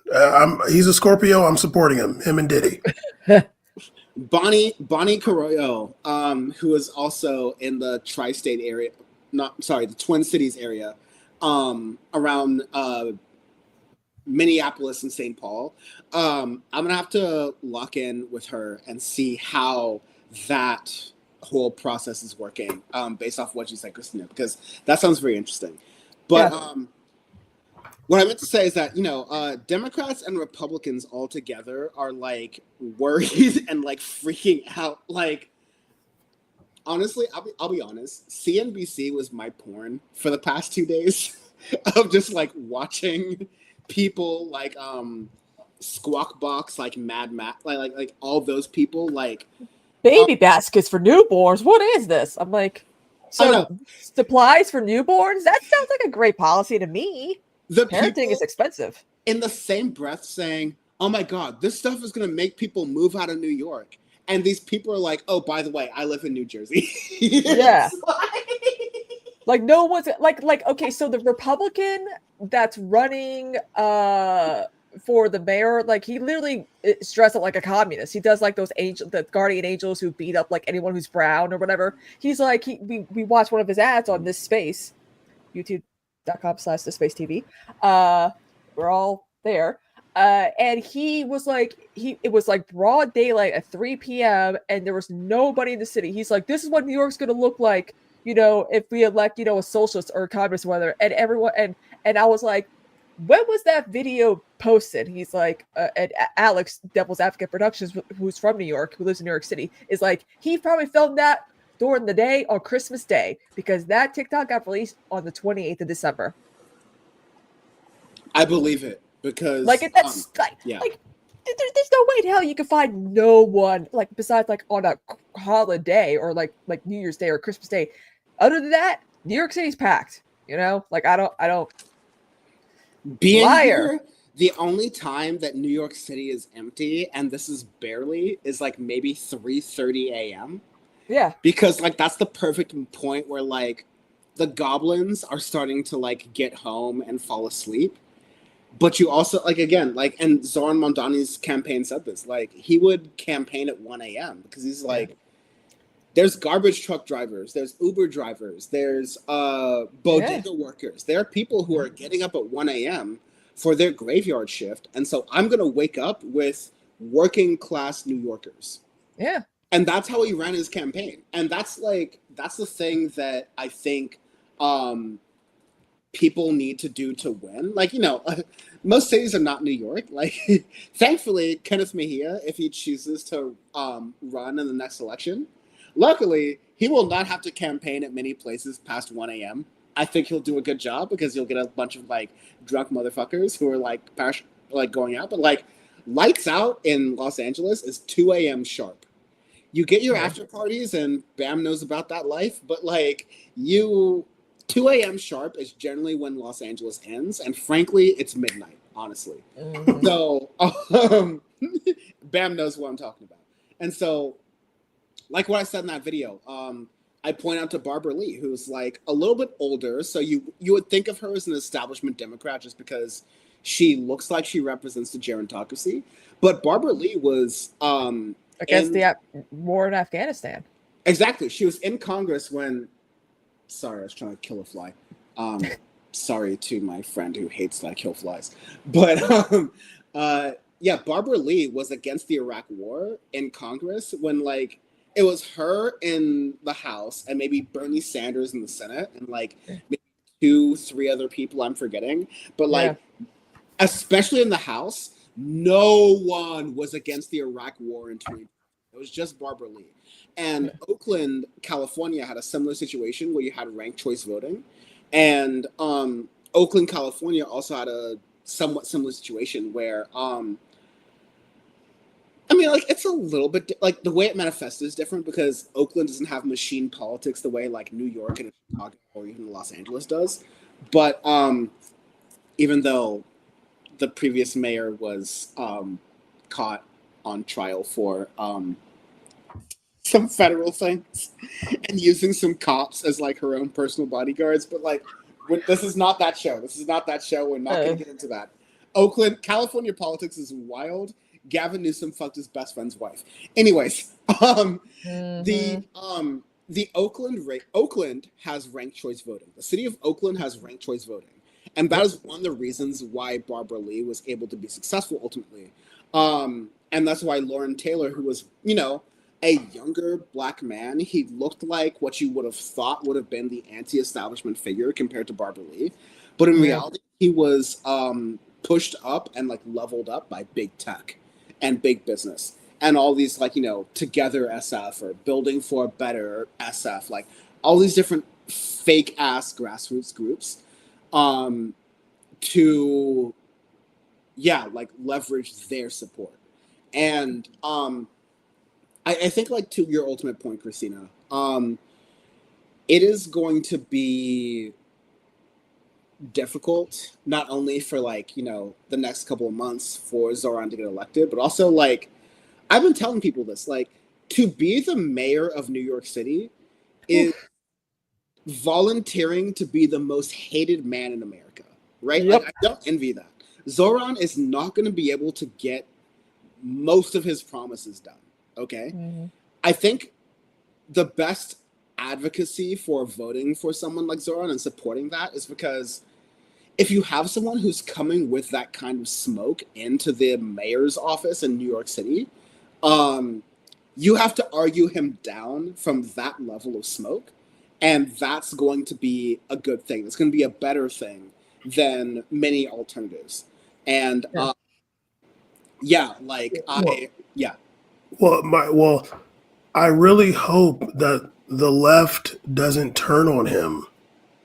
I've already seen posts, and I'm like, oh my god, people, because it's like, he believes Israel has right to it, and he's for the two-state. I'm like, guys, he lives in, he's going to be representing a big Jewish population, okay? Like, he has to play fair, and I hate that he kept getting asked questions about, like, they're like, oh, he's anti-Semitic, he celebrated 9/11. I'm like, what? I'm like, where are you getting this information from?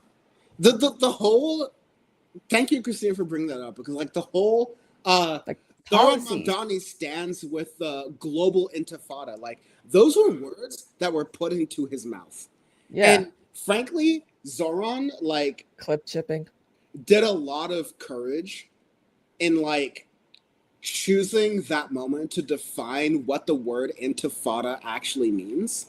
Yeah. And that it means resistance, it means struggle. It does not have to do, like, killing Jews or, exactly. It doesn't have to. It doesn't mean killing Jews. It is not intended to killing Jews. It means if you're not with us, if you're trying to literally kill us for peacefully protesting, then we are resisting against that. We are resisting against regimes. We are resisting against authoritarians. And they are playing, and I'm not saying they as in like, you know, Republicans, but Democrats. Andrew Cuomo literally was like, bam, the way that my YouTube switched once I was in New York for 2 days, and it started showing me Andrew Cuomo ads that were making Zohran Mamdani's beard look like darker and thicker. Yeah. Literally, they were making, like, they went to Photoshop and they were like, file, edit 7-Eleven. They were like, let's make it look as swarthy and brown as possible. Let's make him look as scary and foreign as possible. And that was the strategy for Andrew Cuomo. Like, there were advertisements, like, you know, on the little digital signs that are all over the streets in Brooklyn that are like, Cuomo's pro-union, Cuomo's pro-worker, Cuomo's going to raise the minimum wage, which sounds like progressive things. But like Zohran is going a step further. And so all of the anti-Zohran ads that you saw on TV and on social media were like, he's brown, he's got a beard, he's a sand, whatever. Like literally they were about there. They were they were this close to running that old the Glenn Beck. I can't find it. Oh my gosh. So like that reminds me. I was watching a documentary. N-word. Yeah, there we go. I was watching a documentary about the Boston Marathon bombings, and they actually had someone who was head of a mosque that the brothers went to, and he's explaining what jihad means. He was also explaining all the Islamophobia that happened as a result of 9/11, and then it never really died down, in my opinion, especially with the Boston Marathon bombings. But it was interesting seeing all these white folks be like, after 9/11, it was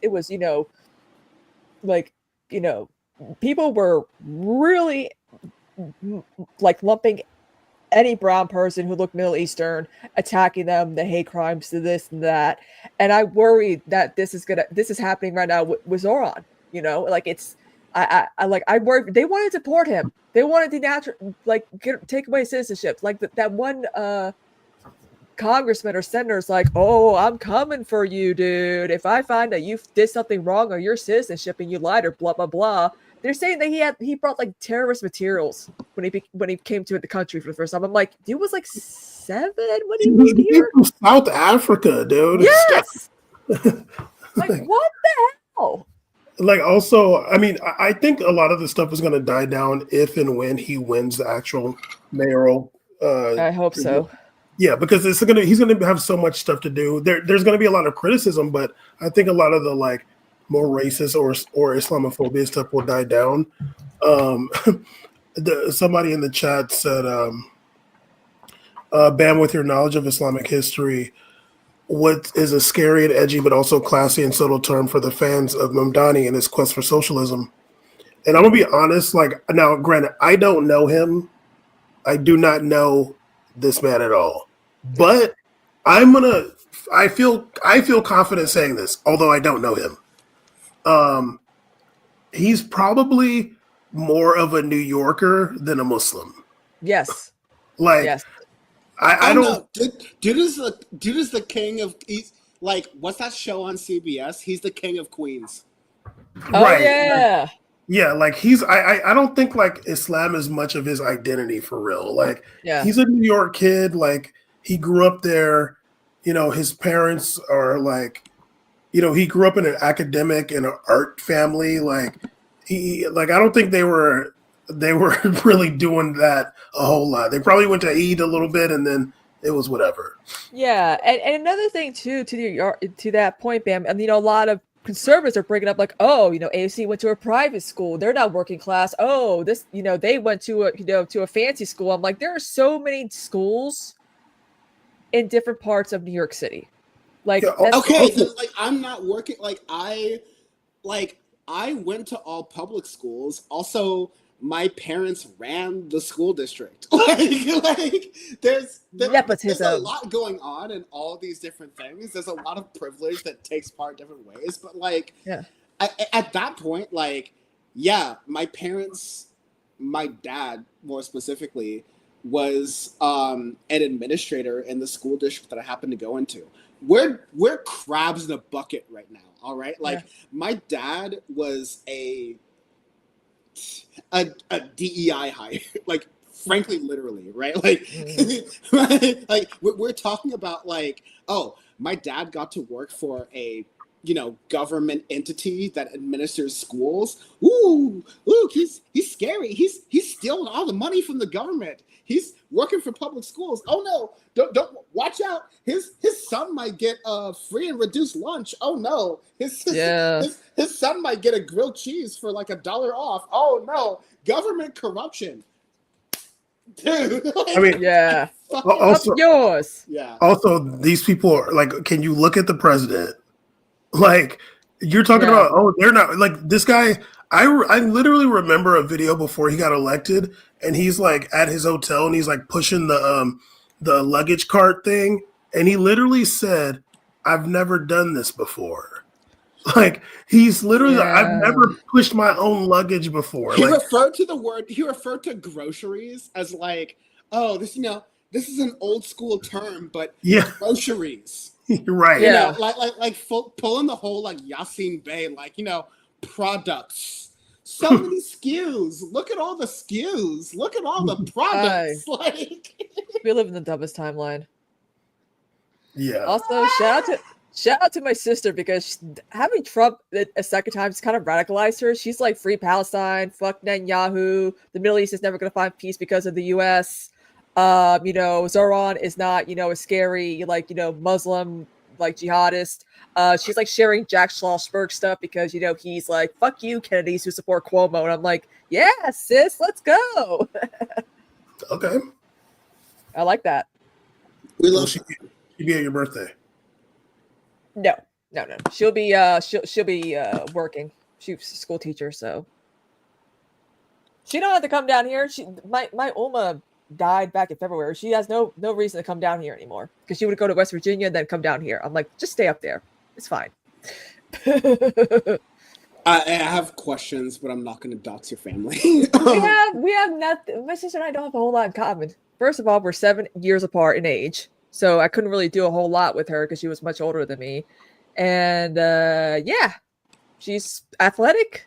I'm more artistic. And and she's more like more aggressive. Like, she will be very, very real with you, like in the meanest way possible. Okay. Yeah. But speaking of South Carolina.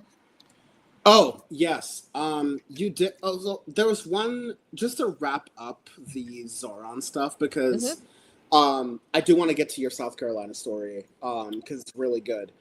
Not good in like the I like what's happening way, but good. Yeah. It's good for the show way. But I wanted to point out how we've been doing this like sort of segment on the show that's like the weak ass Dems report. Yeah. And the way that Hakeem Jeffries and Chuck Schumer have responded to Zohran Mamdani's win has been definitely, it's giving milk toast. It's giving I barely care. It's giving I don't even like the fact that this happened. And so here's Hakeem Jeffries' post. I'll read here. Congratulations to Zohran Mamdani on a decisive primary victory. Assemblyman Mamdani ran a strong campaign that relentlessly focused on the economy and bringing down the high cost of living in New York. We spoke this morning and plan to meet in central Brooklyn shortly. That's Hakeem Jeffries, and that sounds like when I want to control him. It sounds like when I had an essay due in like my high school AP classes that I didn't start until the morning before it was due, and it was a second period class. So like I had a clean 3 hours to finish the essay, and like this is the kind of stuff like, congratulations for the thing that happened. The assemblyman did the things that he did. Things occurred. The book was read. The book was analyzed. The book has been analyzed. Many people have analyzed it. Many people have analyzed this book. It's been a really good book. And we spoke and we planned to meet. Yeah, the Chuck Schumer one, as Bad Lefty pointed out, was much worse too, because it's like, oh God, he's really not happy about this. I saw I watched Mamdani's apparently it was his first interview after winning the primary with Jen Psaki on MSNBC, and he did mention Chuck Schumer. He said he worked with him on a couple different things.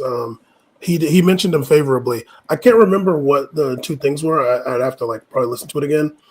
But and they act like he has no experience in politics. Donnie. They act like he has no experience whatsoever. I'm like, where? I'm like, what? I'm like, most of the mayors in my town are business people who have no political experience whatsoever. He's an assemblyman. What else is there to do to go up in politics? Mayor is probably next. Seriously. Yeah, it was the taxi medallion thing. It was like 500,000 something, and there was something else I forgot. But he did mention Chuck Schumer favorably when he mentioned him. So I think we're supposed to cancel him, right? That's usually how we do on the left. Is we eat our own.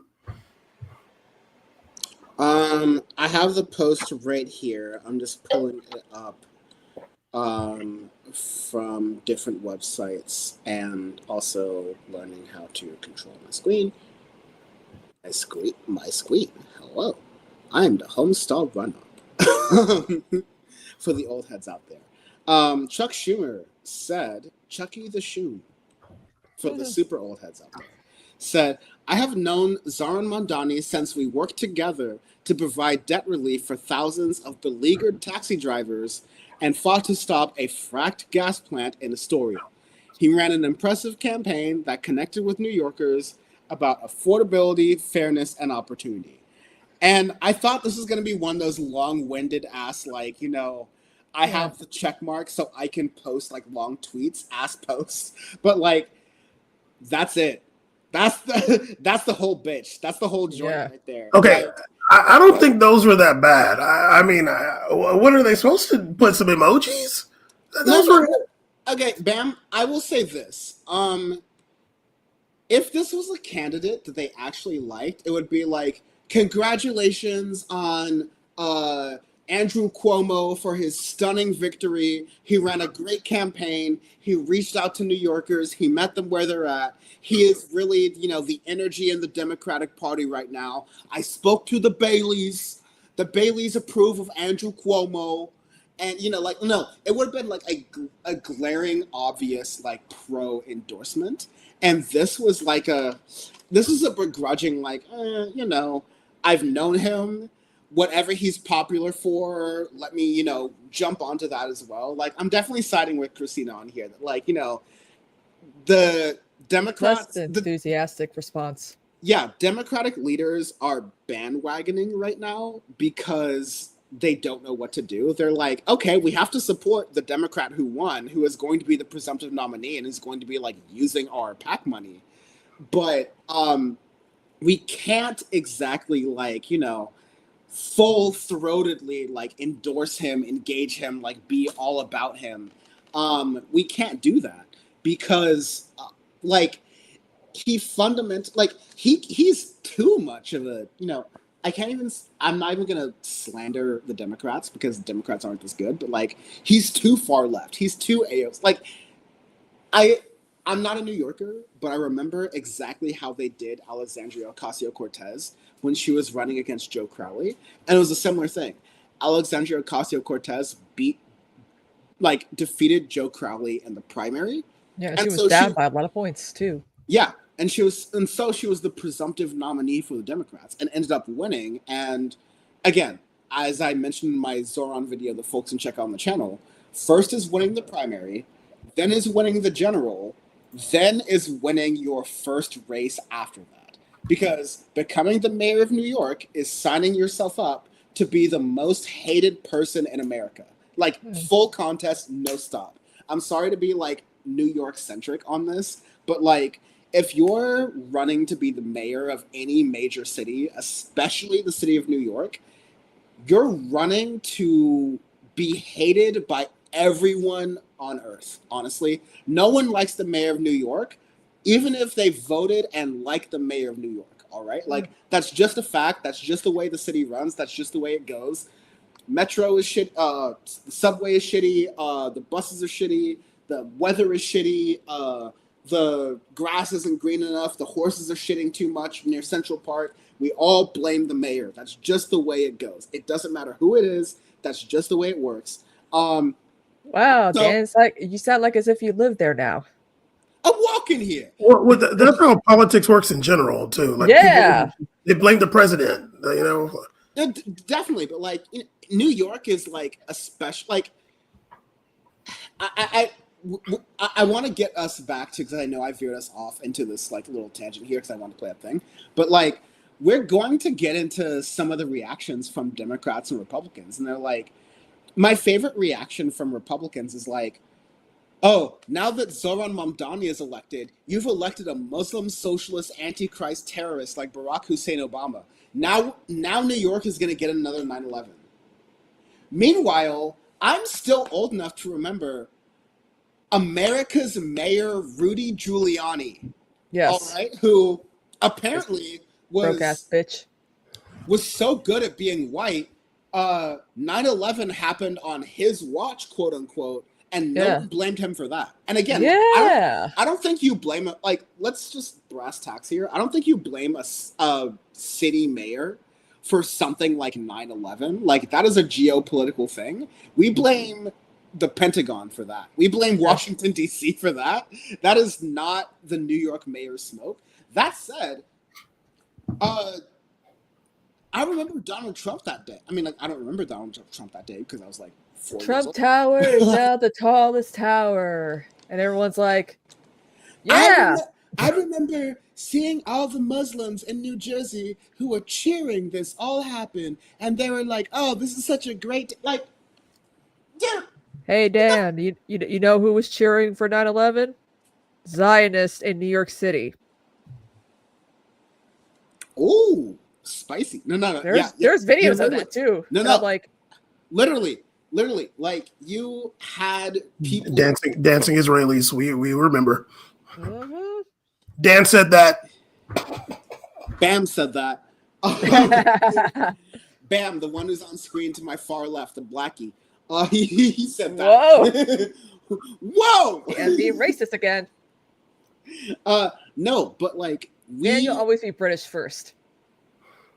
I'm Belgian first. Bam knows. But like, no, yeah, but like I say we, but those people, I say those people as in New Yorkers and not me, but like they understand the situation of how people were reacting after 9/11, especially the billionaires, especially the rich people. And the idea that, okay, Rudy Giuliani, Donald Trump, they get a pass for whatever happened during 9/11. They get a pass for their reactions to 9/11, which were basically Mr. Krabs, like, rubbing his claws going, yeah, money, me boy. Like, that was the reaction of Donald Trump and Rudy Giuliani after 9/11. They were like, hey, but me money. And to then go to Zohran Mamdani and go, oh, that's going to be the next 9/11. It's going to be because of Zohran. It's like, dude, get the... Also, it just doesn't make sense. I love you, but white people are so funny. like it just doesn't make sense because why would the Muslim jihadis want to kill him? Like, why are they going to do the 9/11 on him? Like, they might end up killing him. Like, wouldn't they do it somewhere else so they don't kill their guy? But Black Dynamite, we sell drugs in the community. Like, it's just like, that doesn't even make sense. Like, the 9/11 did not happen because you had a Muslim mayor or anything. Yeah. They're like, oh, we'll just hit those. But like, why would they, if you're saying he's a jihadist, why would they do something to hurt him? Yeah. He might be by the building that y'all are going to hit. You killed him. You killed your operative. Doesn't make sense. Yeah. Make it make sense. Nothing makes sense in this world. Yes. Let me run to some of the reactions here as I can get them because, like, yeah, some more reactions because they've just been ridiculous. I'm gonna go and I don't really mind Hakeem Jeffries' tweet. Also, he said they're gonna see each other. They're gonna meet up in Brooklyn, somewhere around where Dan lives, maybe at Dan's house. They're gonna meet somewhere soon. Like literally, I'm gonna do the Barack Obama beer summit. I'm gonna bring them together. Like we're gonna get real Cenk Uygur up in this bitch. We're gonna have some. we're gonna crack up with some Keystone Lights. We're gonna have a good time. Like it's gonna be the working man's beer. No. Out here on the East Coast, the working man beer is Rolling Rock, baby. Like, oh yeah. Well, and he did say congratulations, but. We'll see what they talk about. Maybe maybe they can talk about some stuff. I have high hopes. I think that Mamdani has, I don't know how like compromised people are or whatever, but I feel like he has an ideology that is obviously it's a winning ideology. Um, I don't know if people didn't vote for Cuomo because he's a sexual predator. I don't know because people didn't care that Trump is. So maybe they voted for him because of his ideology, and Bam, maybe I will be fair. Like, this is a Democratic primary. You're not getting people who voted for Trump because he was a sexual predator or because he wasn't a sexual predator. I will. no, Cuomo. I take everything back. You're right.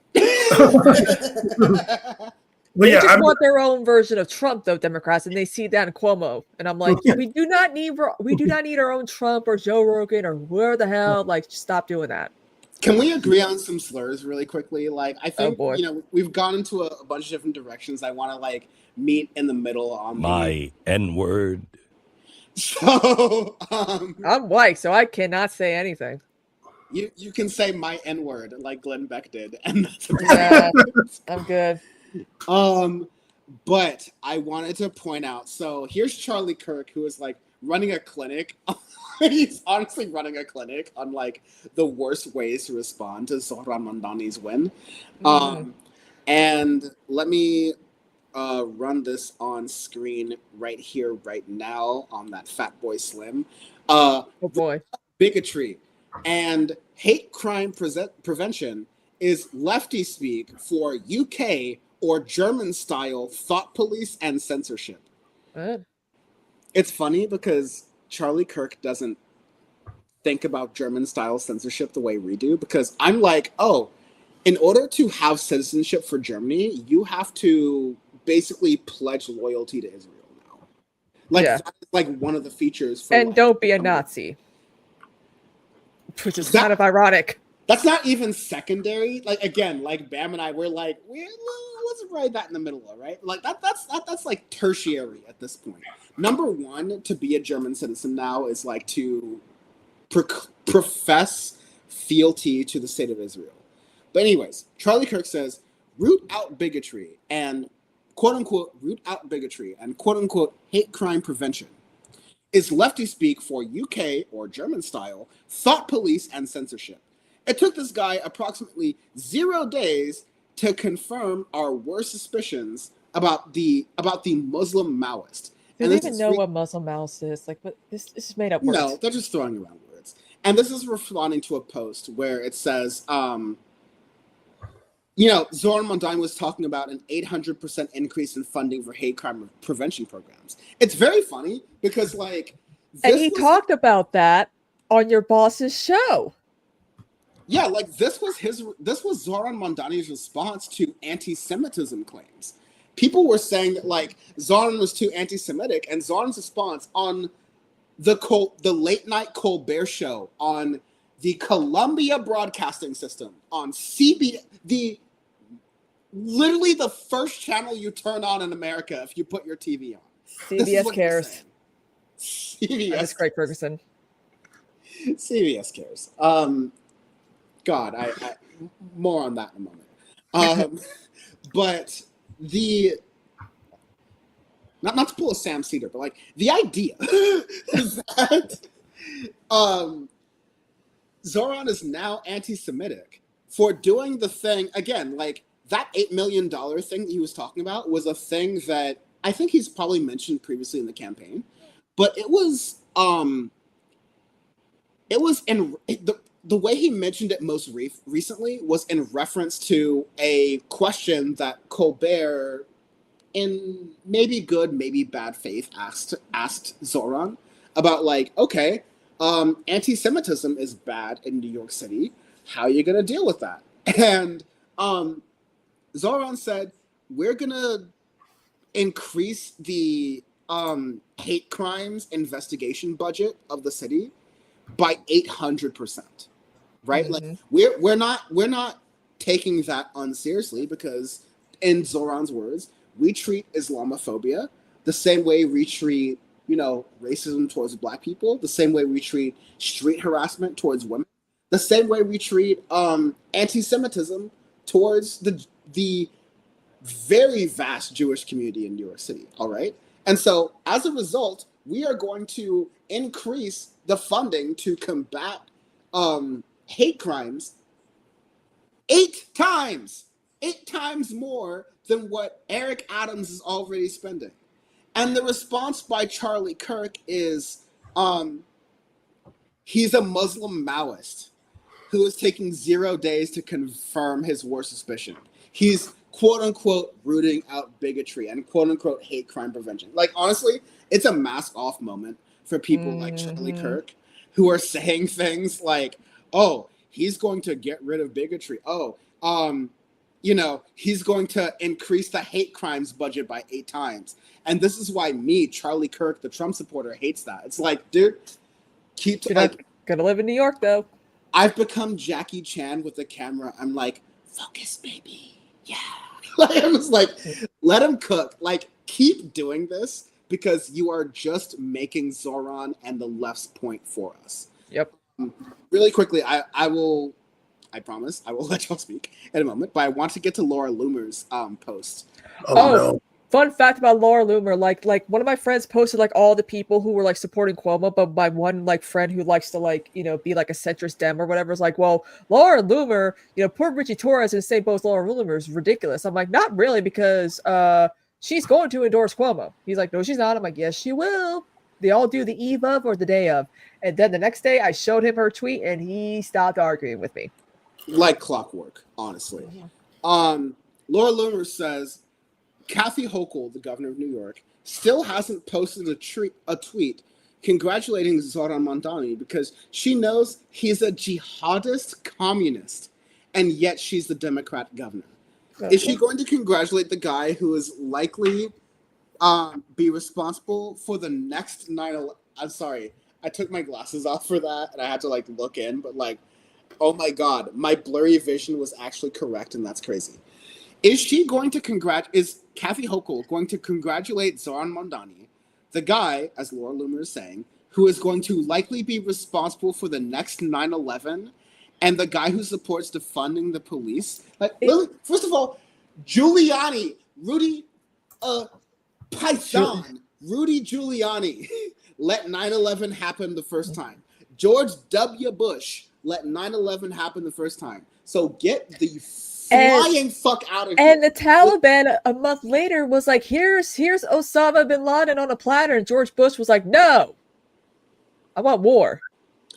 I hate to quote Bill Maher, but like Bill Maher was killing during the lead up to the war in Iraq, and like he had a joke that was like, Mr. President, bin Laden is standing right behind you. Yeah. And his joke was like, we're gonna go to Iraq. It's like literally the dumbest response possible. And we are, I'm going to quote the guys at Citations Needed, great folks, especially Adam Johnson, who was more cynical about TYT than I was at the time a couple of years back. So let me, you know, let me come back and let me say, you were cooking, I was wrong, you were right. But no, the folks at Citations Needed have really clocked this as like, I think it's described as like, speed running 2 years of the lead up to the war in Iraq and Afghanistan in like 1 week, like less than that in like 4 days. Because, and again, like, I'm trying not to be messy here, but Cenk and all the folks, Cenk and Anna at TYT, let me be clear, not all the folks at TYT, John Iderola, J.R. Jackson, they're not involved. That's about it. Yeah, I mean, like, Rashad Ritchie doesn't really touch foreign policy that much on his show, at least back when I was working on there and contributing to there. I didn't really see that. It was mostly, like, domestic news. But that is all to say that, like, Cenk and Anna, their whole thing of, like, oh, just let the right-wingers be. They'll eventually realize that Trump is a warmonger.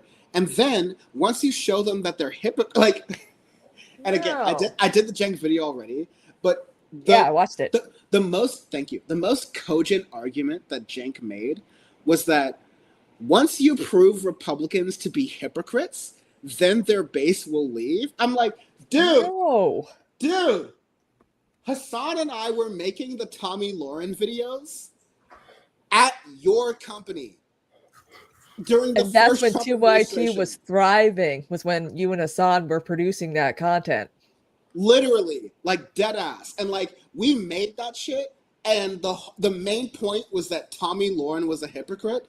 Guess what that changed in American political discourse? I can tell you. I can measure it for you.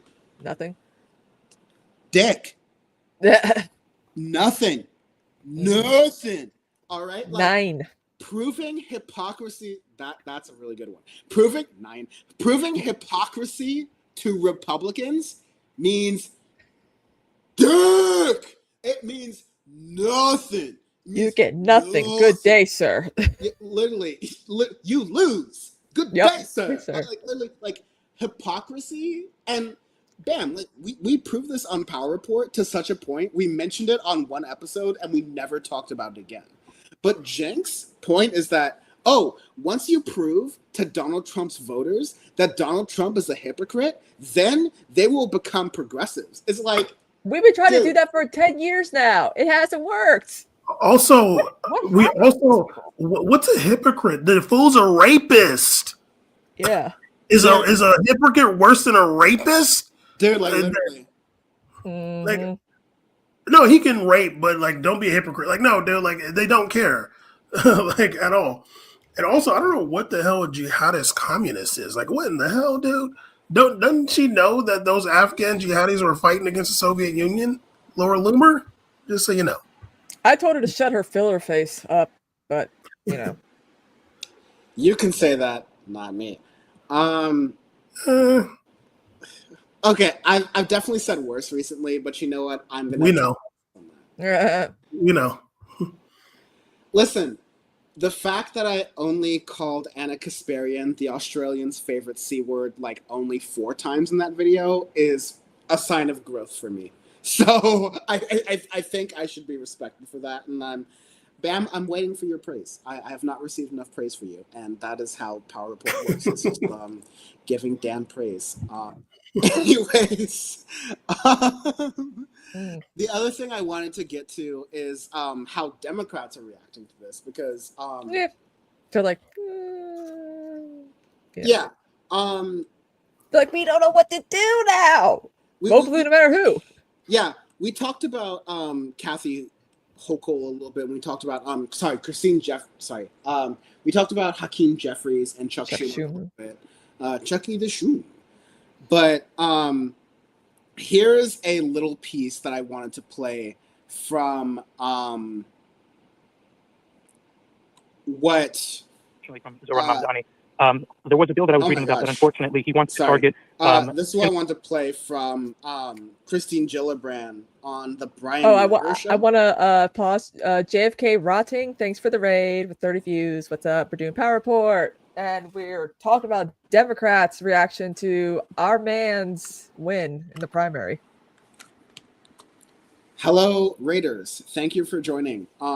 Yes, I'm going to play a clip from Gillibrand. This is a little bit longer. It's about like 4 minutes long. And feel free to invoke word salad. Feel free to invoke the old Sam Cedar pause it for a second. I will be able to do it. I will just be like slightly off camera for a little bit. And we will talk about how Kirsten Gillibrand responds to this. And again, like, this is someone in your party who won.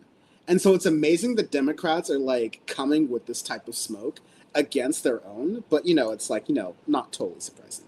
So we'll play this a little bit here. Hi, good morning. Thank you for taking my call and question. I wanted to ask 2 very pertinent questions about the threats facing the Jewish community, unfortunately, from Zohran Mamdani. There was a bill that I was reading about that, unfortunately, he wants to target synagogues and Jewish institutions which donate to nonprofits, which are medical institutions like United Hatzalah and Magan David Adam, which is like the Jewish Red Cross. So how do we make sure that Jewish institutions are protected from his plans to punish and fine our institutions which fundraise these medical nonprofits, which do work both here in the United States and in Israel and other countries in the world? And also, how can we hold Mr. Mamdani accountable for his glorifying association of Hamas and other terror bombings of the Intifada in 1990s, where over 1,000 Jewish Israelis were killed, to his revisionist Holocaust knowledge, to the Warsaw Ghetto Uprising, where Jews were mass exterminated and faced threats? He compared when Jews were killed to when Jews fought back against Nazis. It's quite despicable. I'm sorry. Gabe, thank you for your call. There's a lot in there, Senator, some of which may be inaccurate. So I don't know. I can't fact check everything in real time, but do you know any of that to be inaccurate or accurate, including the original premise that he would somehow target synagogues if they were contributing to groups like Hatzalah, ambulance services, in a way that he could hurt the synagogues? I just don't want to give out information that's false, but I also don't want to shrink from information that's true. Well, the caller is exactly the New York constituents that I've spoken to that are alarmed. They are alarmed by past public statements. They are alarmed by past positions, particularly references to global jihad. This is a very serious issue because people that glorify the slaughter of Jews create fear in our communities. The global intifada is a statement that means destroy Israel and kill all the Jews.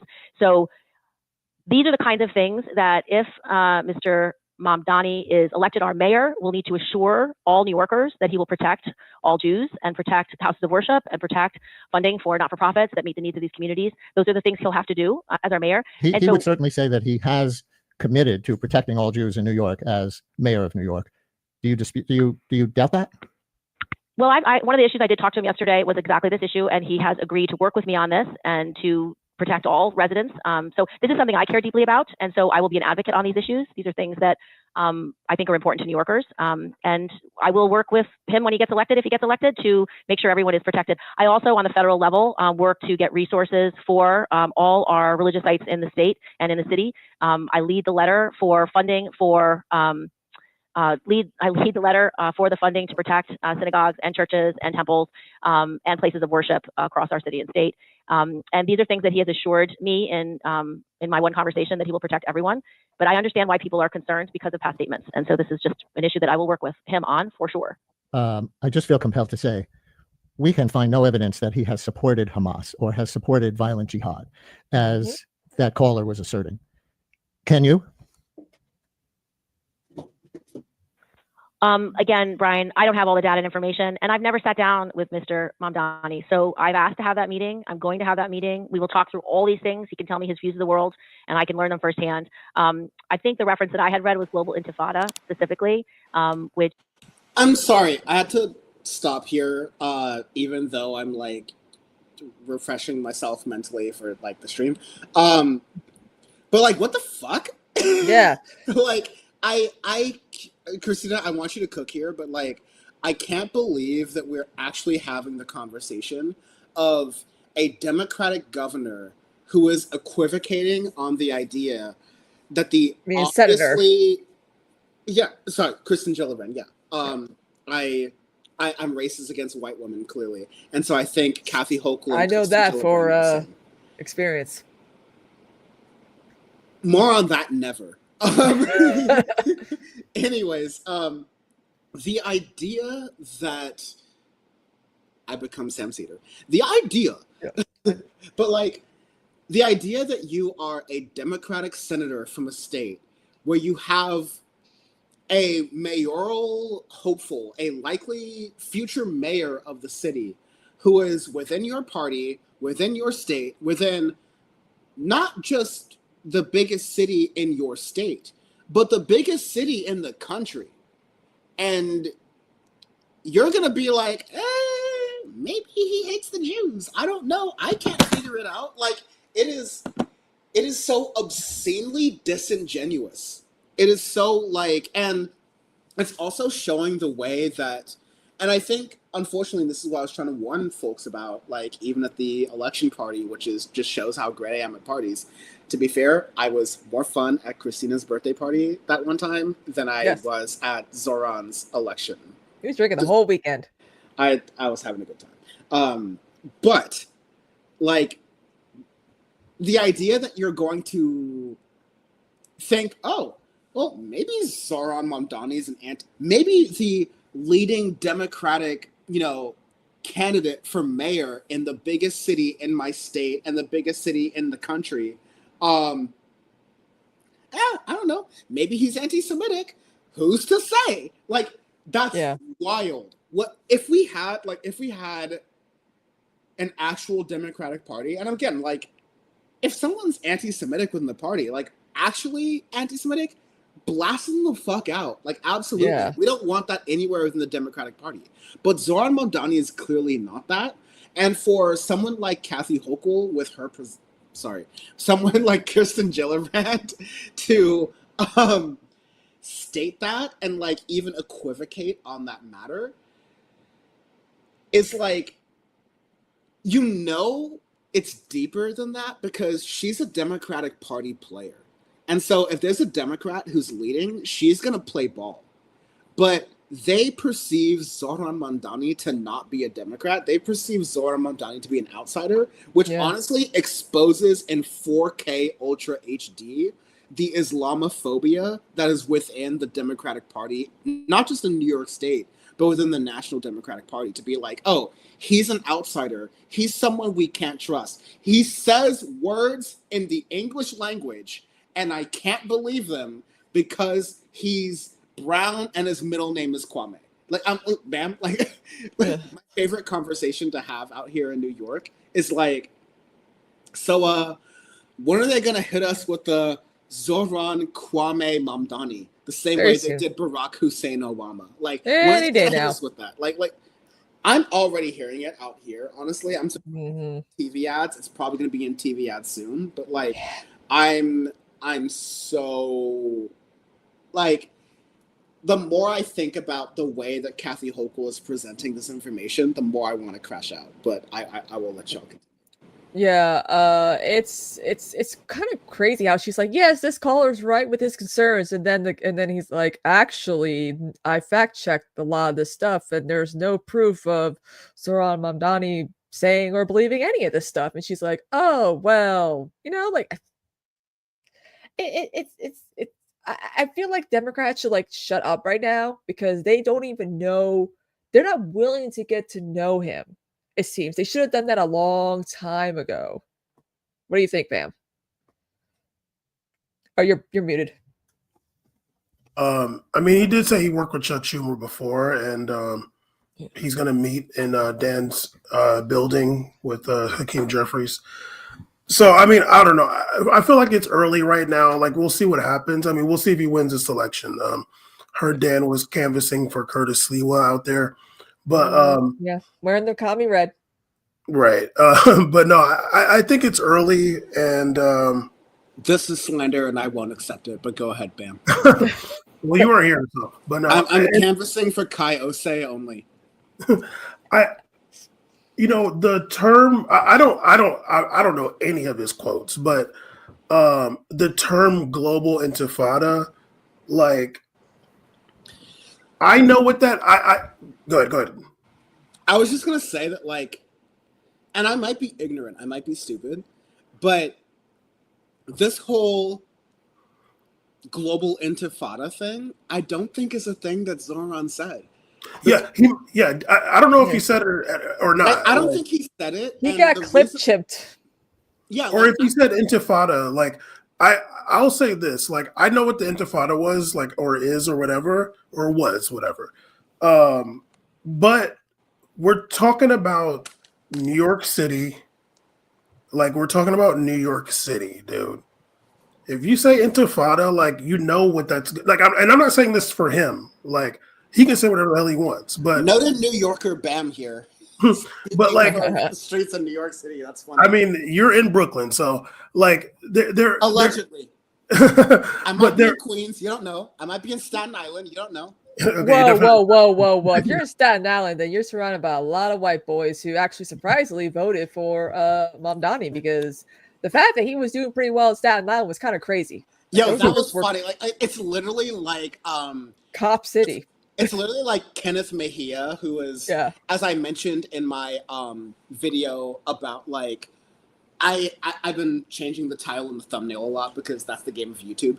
But the idea of the video is like, you think Zohran Mamdani won, but like I can name you 10 more Zohran Mamdanis across the country who are about to slay in a way that the left is not going to realize because it's not happening in New York City or Los Angeles. Or, you know, some of these people are happening in Los Angeles. But speaking of Los Angeles, Kenneth Mejia in Los Angeles, who's basically our Brad Lander, He is someone who is democratizing the budget of the city of Los Angeles. And even though Bam and I are not in the city of Los Angeles, we are in the sphere of influence of Los Angeles. And the way LA works is that, like, whatever LA does, La Habra, La Puente, Long Beach, like all these other different cities kind of follow in regard to the extent they want to or not. Like, that is where the Democratic Party goes. And so, like, there are 10, 20 different Zohran Mamdanis happening right now. Like, Barbara Lee, who is older, technically. I think I've mentioned this. Like, she's older, but she is still progressive. And she won against big money in San Francisco, California, Northern California. So, I think this is a... I think this is a place where people can win on that. But anyways, I interrupted. Y'all go ahead. Well, I mean, damn, I kind of forgot what I was saying. Oh, Intifada. Yeah. No. Sorry. Super last thing is that, like, this is all the New York Post. Like, I don't think Zohran has actually said this. I think Zohran's too smart to say something like global intifada because it just invites all of this different stuff. But people who speak English know what the word people who speak English and are able to translate languages are able to understand like what intifada means. In a safe way.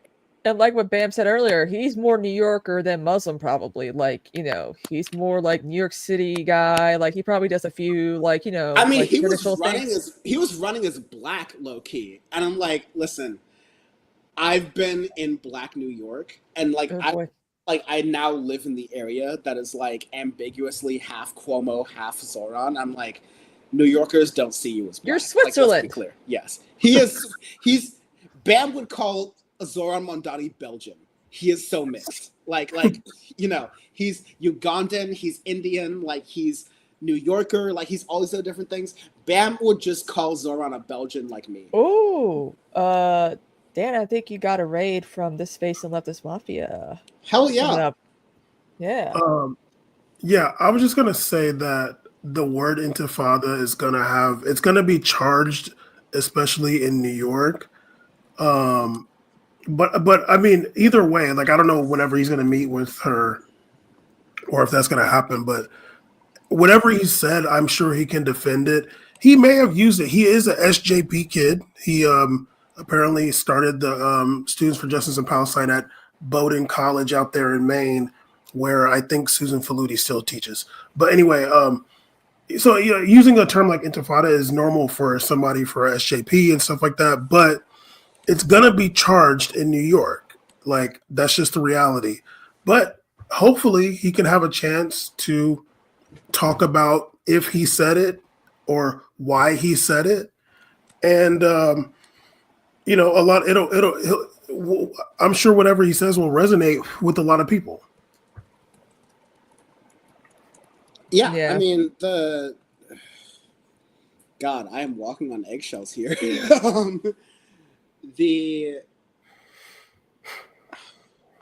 There are a lot of New Yorkers who, concrete jungle where dreams are made up.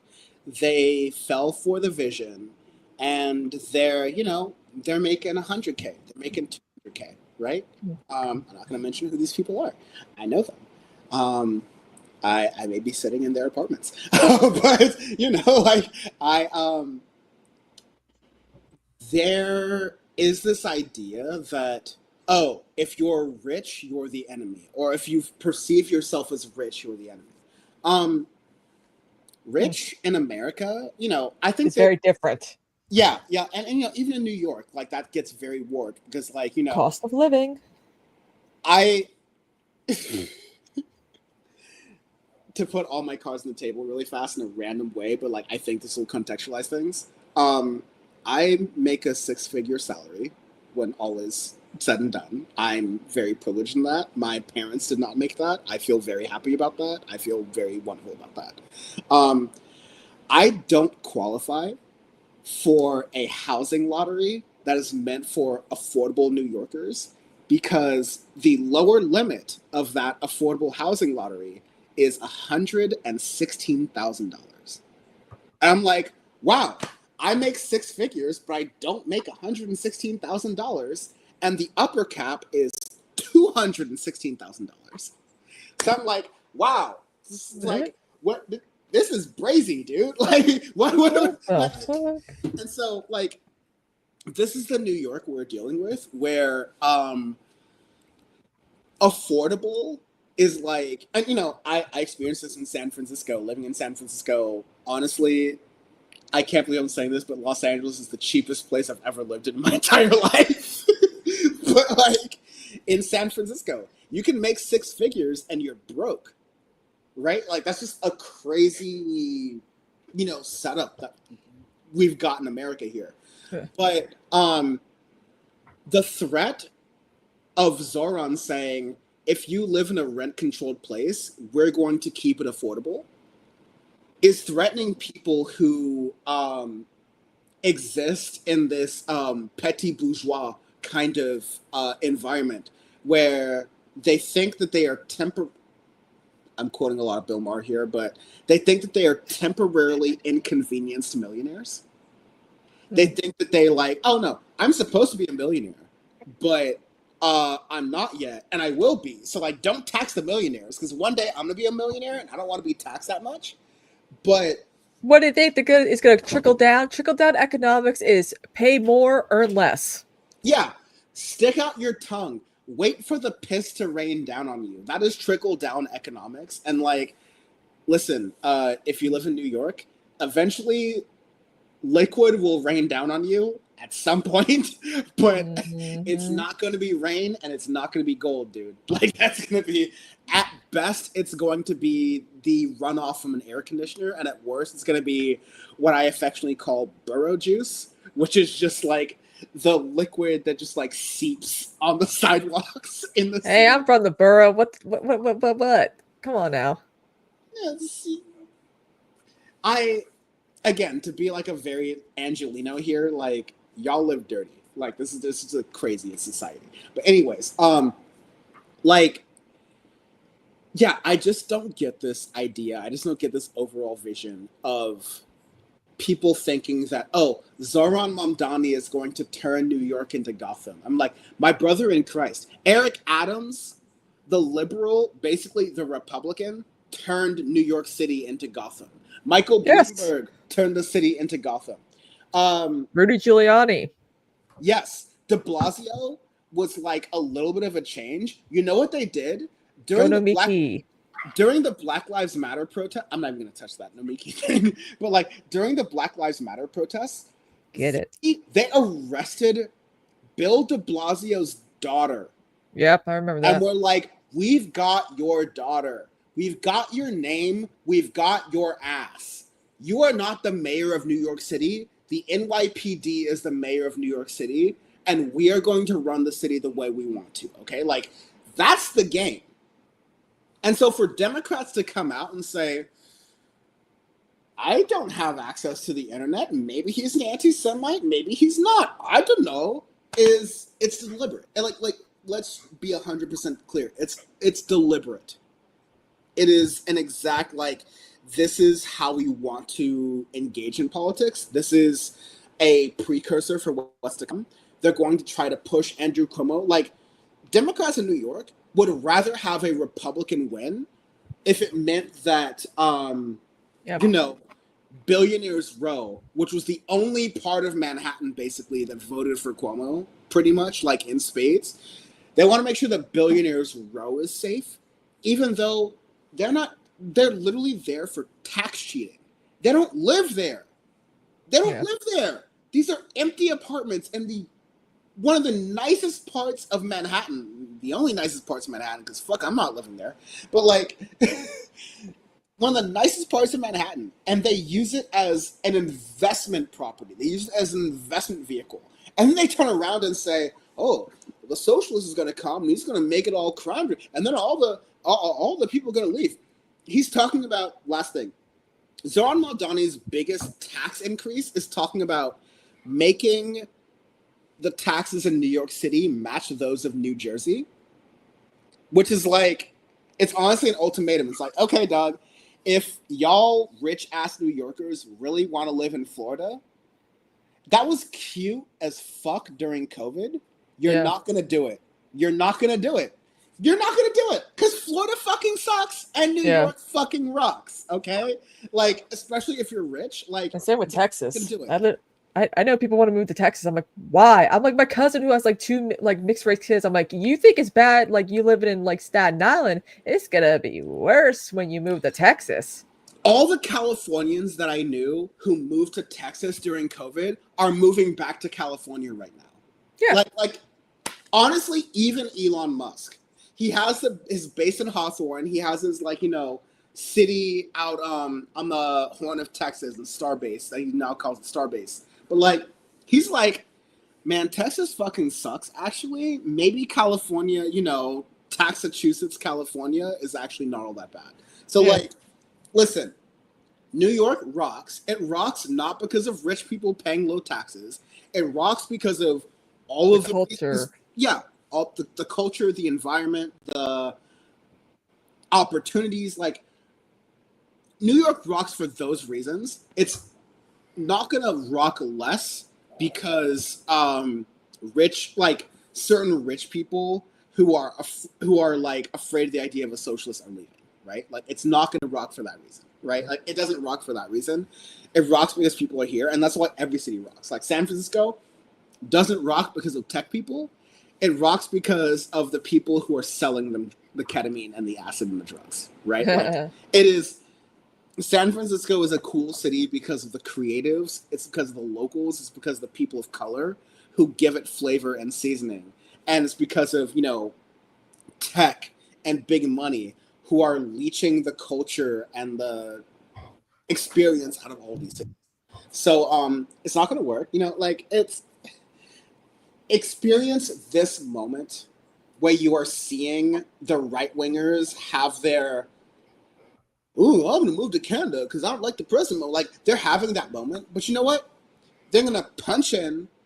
They're gonna put that card in that fucking machine, and they're gonna continue working at Citigroup or like Morgan Stanley or whatever the fuck, and they're gonna keep punching into that job because they like living here, and they're gonna leave that job, and they're gonna go to Soho, or they're gonna go to Little Tokyo, or they're going to go to Crown Heights or Bed-Stuy or whatever, or Bushwick or Williamsburg, because you can't get that in Florida, okay? Like, so we know New York rocks.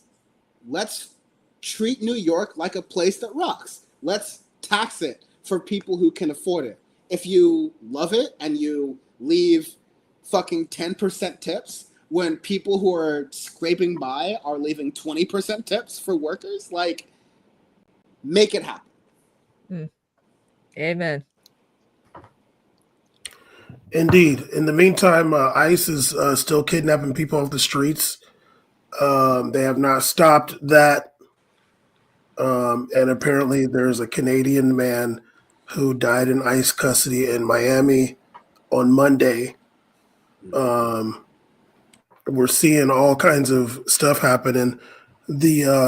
They had deported some people to Costa Rica that were not from Costa Rica, and the Costa Rican courts they were like incarcerated there, and then the Costa Rican court said this is unconstitutional and let them all out. That included 80 children. So yeah, Trump is still being a monster. We have unprecedented things going on in this country right now.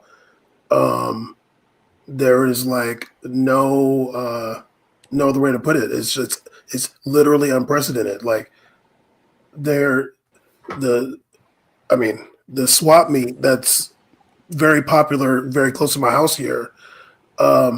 They did a ICE raid. It looked like it was in Baghdad. Like it looked like it was in Fallujah. They're literally having guys in camouflage with helmets with long rifles and a helicopter above it walking through the swap meet, detaining people. Like, it's madness.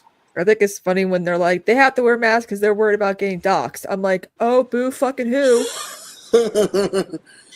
I'm like, where's the mask policy during COVID then?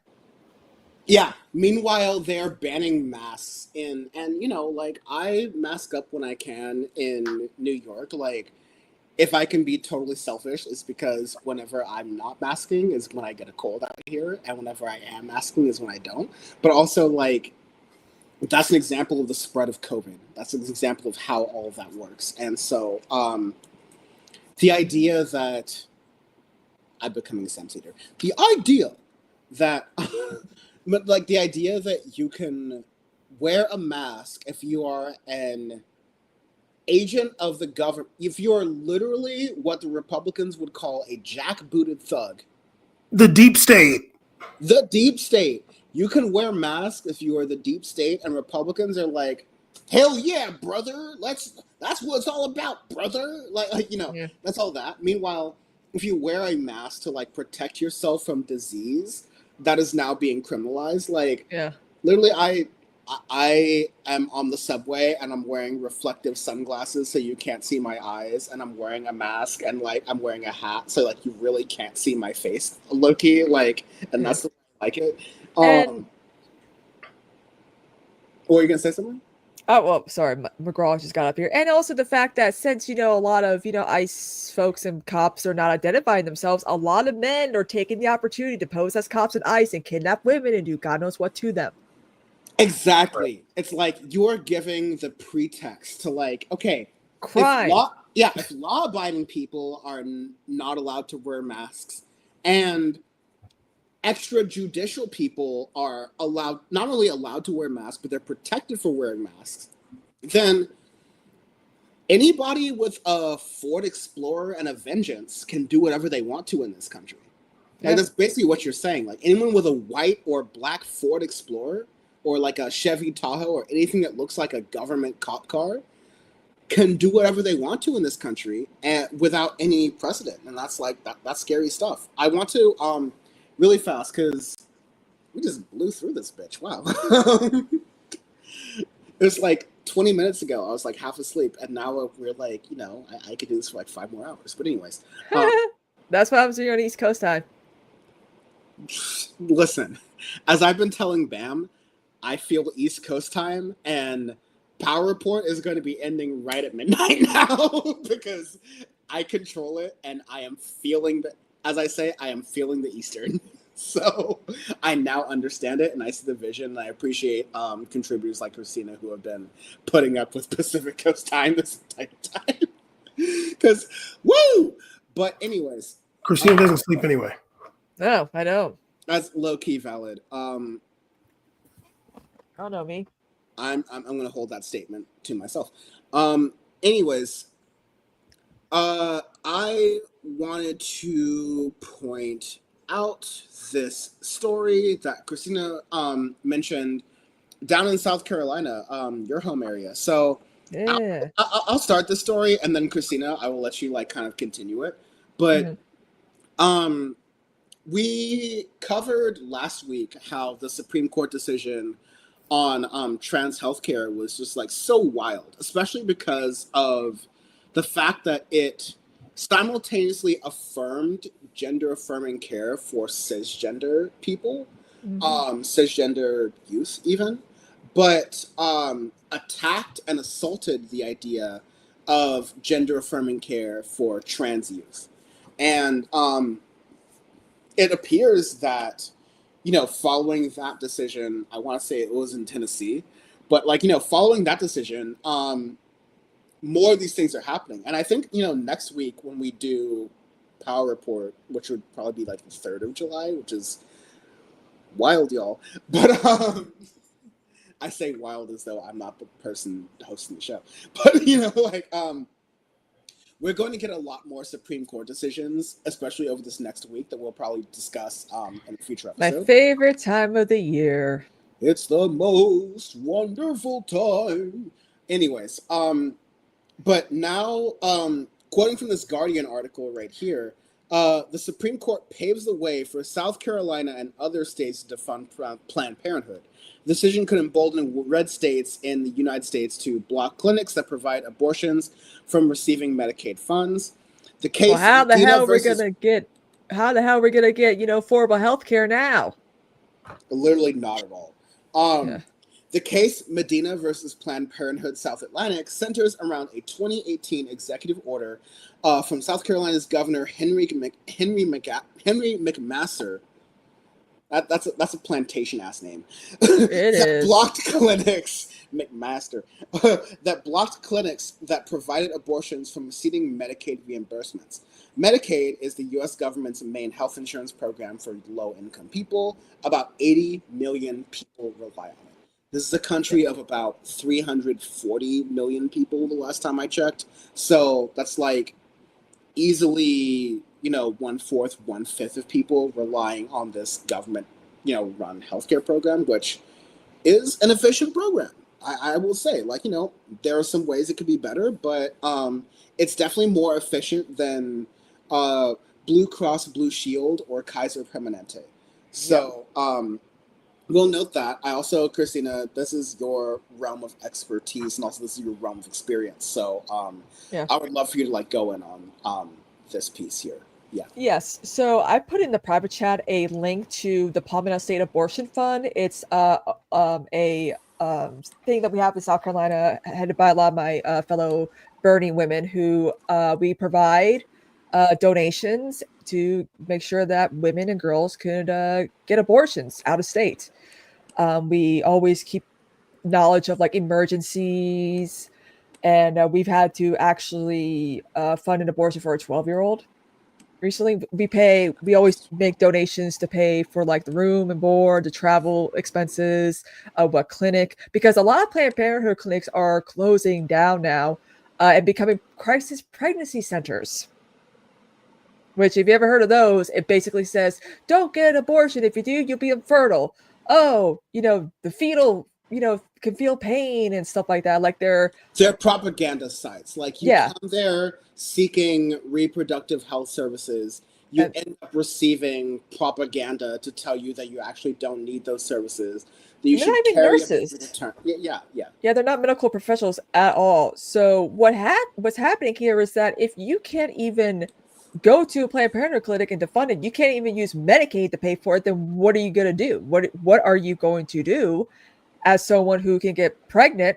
I mean, we saw recently with the Florida Republican who had an ectopic pregnancy, and we're having the debate about ectopic pregnancies. My mother had one. Her time, back in the 80s and 90s, it was more progressive to treat an ectopic pregnancy than it is today, because I keep telling my mom this. I'm like, Mom, ectopic pregnancies, you cannot get those treated. Those are considered, ending an ectopic pregnancy is also considered an abortion. Ending a pregnancy is an abortion. A miscarriage is a spontaneous abortion. So when I debate people this, I'm like, you do realize that an ectopic pregnancy, you can barely survive. Because when my mother had hers, she thought she was on a menstrual cycle and she actually passed out. And then before she knew it, her fallopian tube exploded and she lost half her ovaries.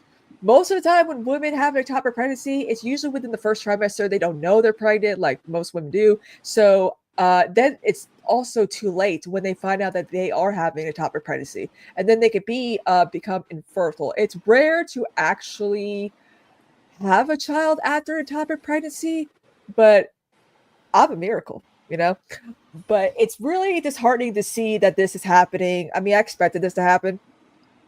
And I'm hoping that more and more people go and donate to the Palmetto State Abortion Fund, because that's literally the only thing we got going on that can, help save, young girls and women who, are in a situation that they can't get out of so easily. Yeah, it looks like they've got a shop with some merch here. If people want to support PSAF, there's just a straight donate button. We'll put this in the description in addition to the palmettostateabortionfund.com Chiron that is on the screen right now. I think that's important because, I've been to South Carolina because I visited you, and it was you know, and Bam has tried to talk to me about this in different ways about like, hey, yo, the South is Southing. Like, it is a place where you feel the poverty, you feel the lack of resources, you feel the lack of sidewalks that, Yes. that are just like straight up out there. And you know, like the sidewalks feel some type of way, especially during this like heat wave that a lot of the East Coast is feeling right now.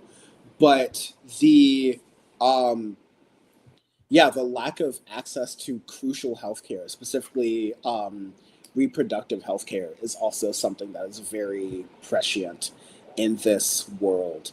And yeah, again, it's one of the many scary things about this like Trump sort of like regime and way things are going, because you know, they talk about, you know, we want to, you know, America first. We want to, you know, make sure America is good. We want to make sure that babies No, Israel first, though. Honestly, Israel first is the policy, to be fair.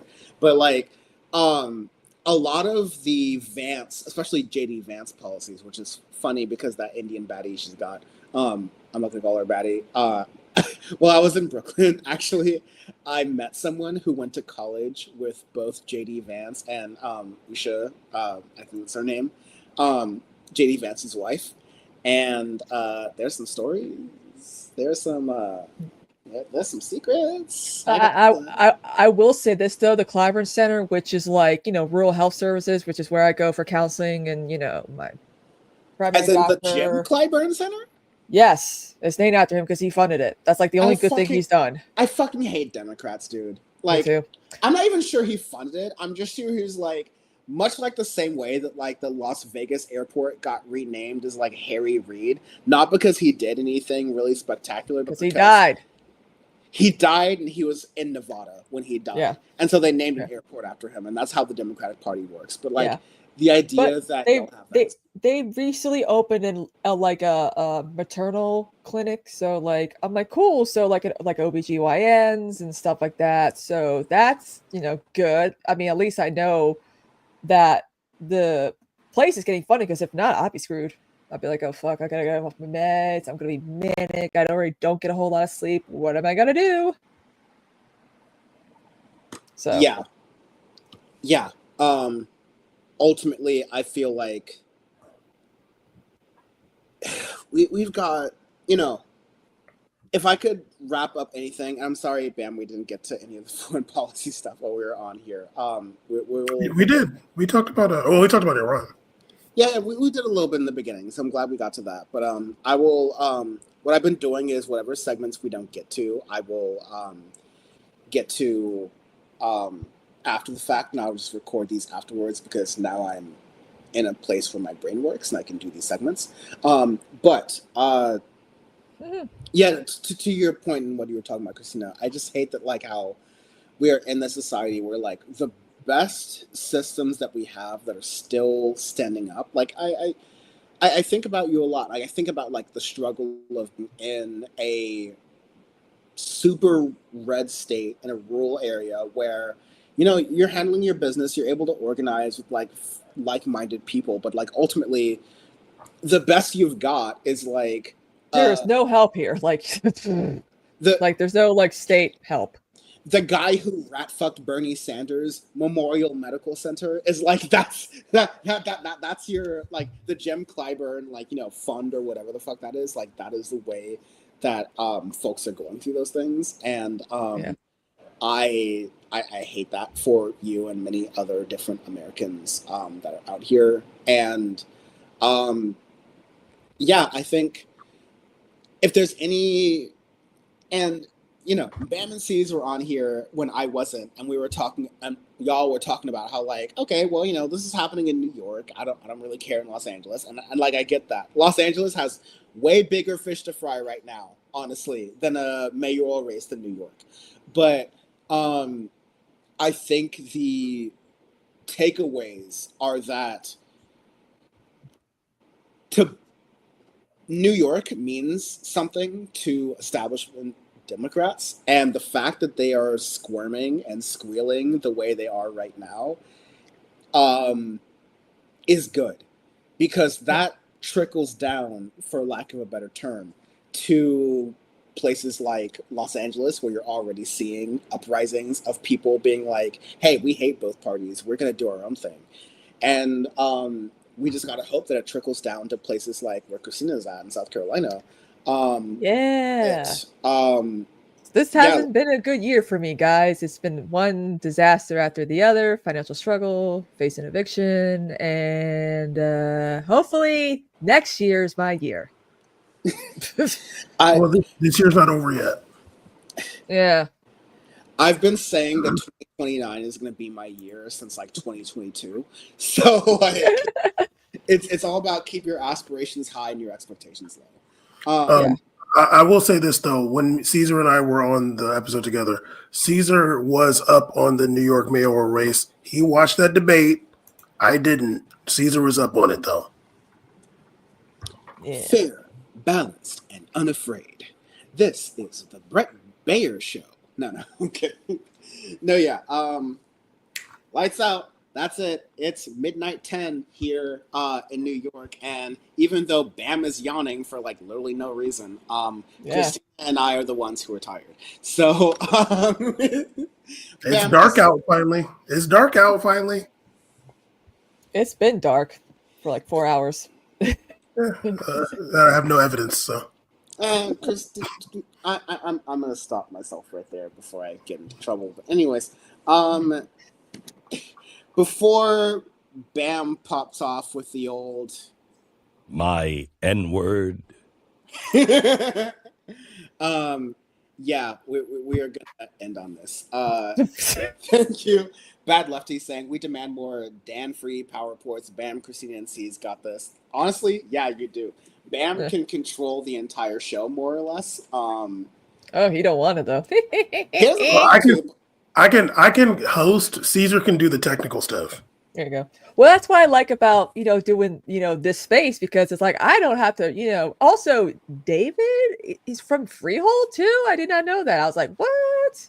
He's like, yeah, I left there in 2010. I'm like, yeah. He's like, I was like going to Federicis and Jersey Freeze. I'm like, yeah. From the township though. We're from the borough. That's what's up. Yeah. I want to shout out this space. Letterhack and Benjamin Dixon are setting it up, so we are like kind of like a super network with a bunch of different other leftist commentators, and make it 24/7 soon. Yes, we will get there, and it's important to have a bunch of different leftist voices from all around the country being able to speak on things like this. And so thank you all for listening and watching. I know a lot of the people who are in this chat are already plugged into the space, and I've seen y'all now that I'm on East Coast time and I'm able to like lurk in some other chats I didn't used to do. I see y'all in the other chats. Y'all are active. I love that. But yeah, we are, to borrow 2 more minutes of Bam's time. I will say that the way political media works is very much on like 4-year cycles. And right now we are in the shittiest part of one of those 4-year cycles in the first year, where it's just grinding, it's just hustling. But Zohran Mamdani is the beginning, in the sense that like he is an avatar, he is a figure that the right wing is going to like, oh, we have a new AOC. Like literally they're saying this, like, we have a new AOC. We have like, okay, Zohran Mamdani ain't got tits and ass, but like, we can still harass him and we can still make him to be like, a figure that we hate. And so therefore, the way social media and algorithms work is that a lot of left-wing shows, whether they want to or not, are now going to be talking about Zohran more and defending Zohran more because of the right-wing onslaught that is coming to him. We didn't even touch what Donald Trump said about him today. That's crazy. Other folks will. It's fine. No, we did. We did. Honestly. Yeah, we did. This 3 hours just flew right by for me. I just woke up and turned on my laptops and we did a show and we're out here, so it's fine. But yeah, like, it's going to be a lot more of that. Not just until he gets elected, but like for many, many months after that. And like I've said, being the mayor of New York is signing up to be the most hated person in the country. No one likes the mayor of any city, especially not New York. Zohran is not going to get a bunch of things he wants to get done, but the fact that he is aspirational to the level he is, so you have to negotiate him down from freezing the rent for people in rent-controlled units. You have to negotiate him down from making the buses for MTA free. You have to negotiate him down for all these other different issues. That's going to be important. That's going to be something that's important for left and left media to fight for. So please check out, of course, please like this stream. Please subscribe. Please check out all the other folks who are on right now. I can't raid as I usually do, but I usually raid some other channels, and please check them out. But yeah, stay plugged into left media, because this is a great week for us. This is Insurgent. Bam. This is why I don't let Bam control. Listen, this is why I was very reluctant to let Bam have the admin privileges to the StreamYard, because he's just going to be popping up all the quotes like that one that was like, "Who's the handsome man in the middle?" He's just going to be popping up all of those quotes, and I am not going to be able to make a point. But anyways, yeah, really, that's the sign that I need to leave. The power is always within you, folks. And we showed that this week. If I could take 3 more minutes of your time, no, okay. But thank you, Bam. Stop being a bitch. It's only 9:16 for you. You're fine. It is. I know. See, this is what I've been saying for like years now. Yes, but Kristina, you don't sleep though, so. I know. I take a trazodone, and even then, I'm like, what? Yeah, and like I'm a reckless maniac who doesn't care about other people's opinions, so I will just do it anyways. But no, anyways, thank you all for watching. Happy Friday to those of you who are in Friday, or have been already. The power is always within you to fight these things, as has been shown with the Zohran Mamdani case. And Kristina and I and Bam will see you throughout the week, but we will definitely be here next week. Oh my God, just cut it. You don't have to say anymore. You can just stop. You can do and that. That's tomorrow, and that is it for us today. And we will leave you with Sting and a cut off his new album. Take it away. Bing, bop, boom, boom, boom, bop, bam. There we go. Peace.